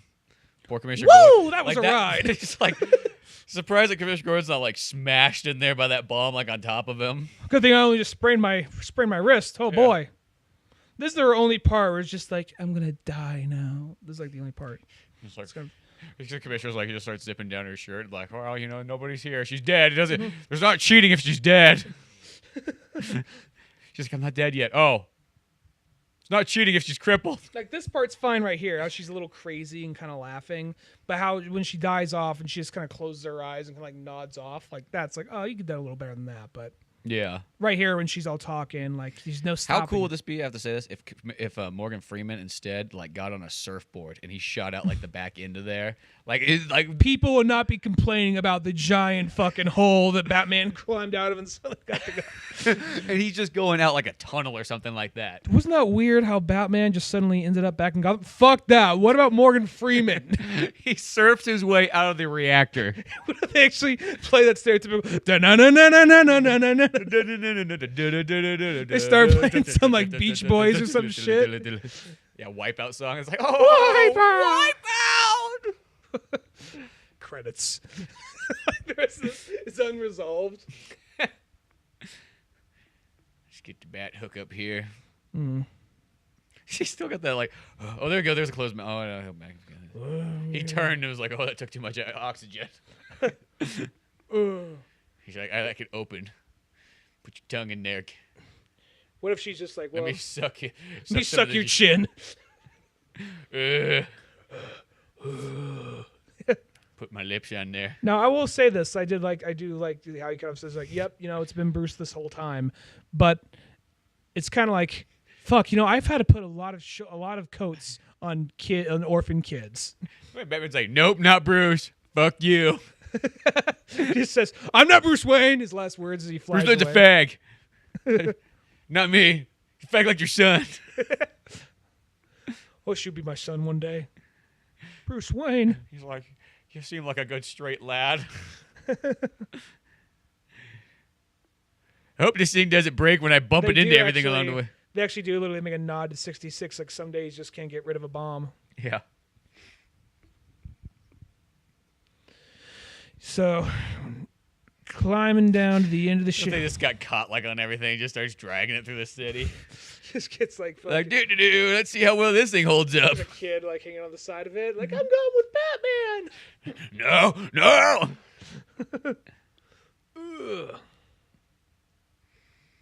Now, I don't hear nobody complaining about, what about the people in that building? Yeah, nobody's seen to complain about that. They're like, well, it's because it wasn't Superman's fault. You're like, I hope that wasn't an orphanage. If it is, whatever. He had that look like, fuck, was that a mistake to shoot those missiles? God damn it, I knew putting missiles in a thing was a horrible idea. Can I say this? A dead orphanage is worth a couple of, like, the rest of the city surviving, right? Can I say it? A couple of dead kids worth it? Hey. Being an orphan myself, I understand that, like, some orphans just want to, like, kill themselves, and I think that's okay. I'm just going to say that out there loud. See, how much time does he have left? Because I remember people saying he only has, like, seconds left before it goes off and like that. Like, between here and there. Yeah. Well, he's Batman. He had time to fuck it. Let's see. Do they show it here? Do they show it here? Let's show him his face. Yeah, 5 seconds.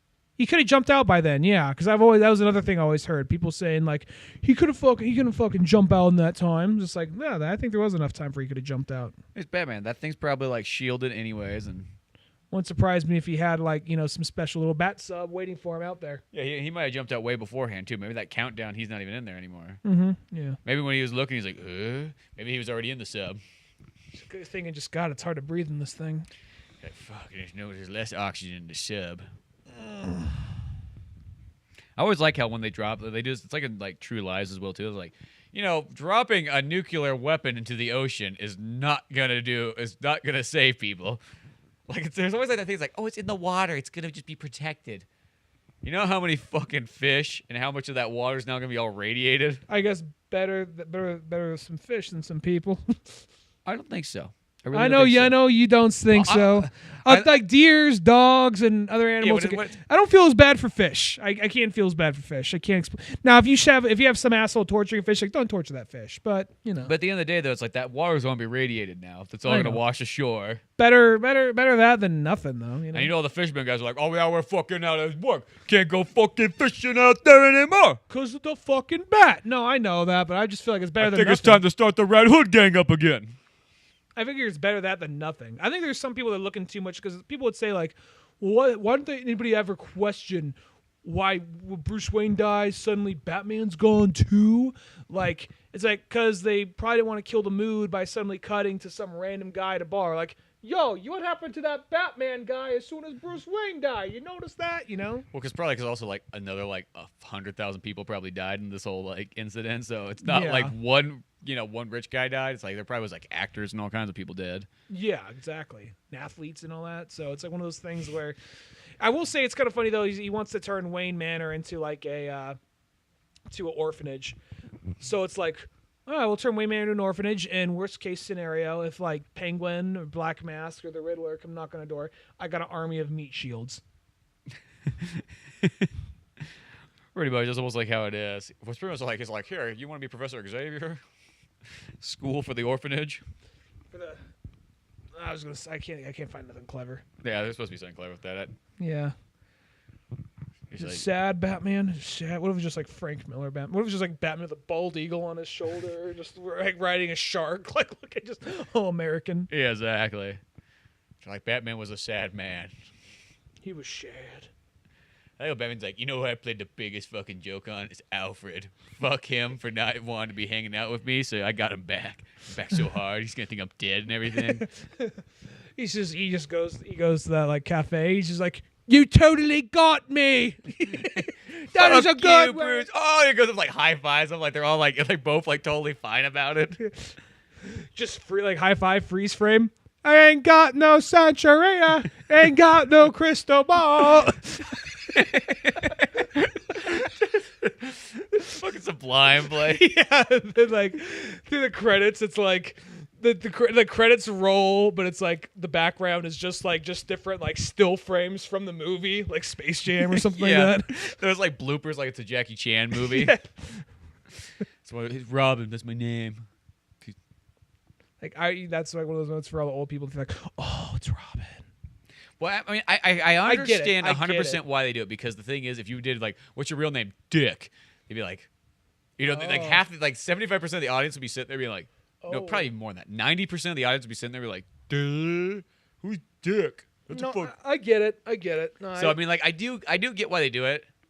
I do get it. It's one of those things. I guess it's an all or nothing kind of thing. Yeah, I mean, I'd rather have a Robin than not have a Robin. Even before they made that reveal, I was still kind of I was like, okay, he's kind of like Dick Grayson. He's kind of like Tim Drake, kind of a little bit of Jason Todd. Well, that's why I kind of like those. I do like how they kind of infused a lot of Robins into one. And so it's not something you actually really got to look too hard for. You can actually see it pretty blatantly. And I still will say, if they did do the thing where they just took Joseph Gordon-Levitt and they put him as Nightwing, I'm totally down for that. Mm-hmm. I like that idea a lot. Yeah. I just hope that he has his long hair like he did in Third Rock from the Sun, because I think he should give Nightwing the mullet.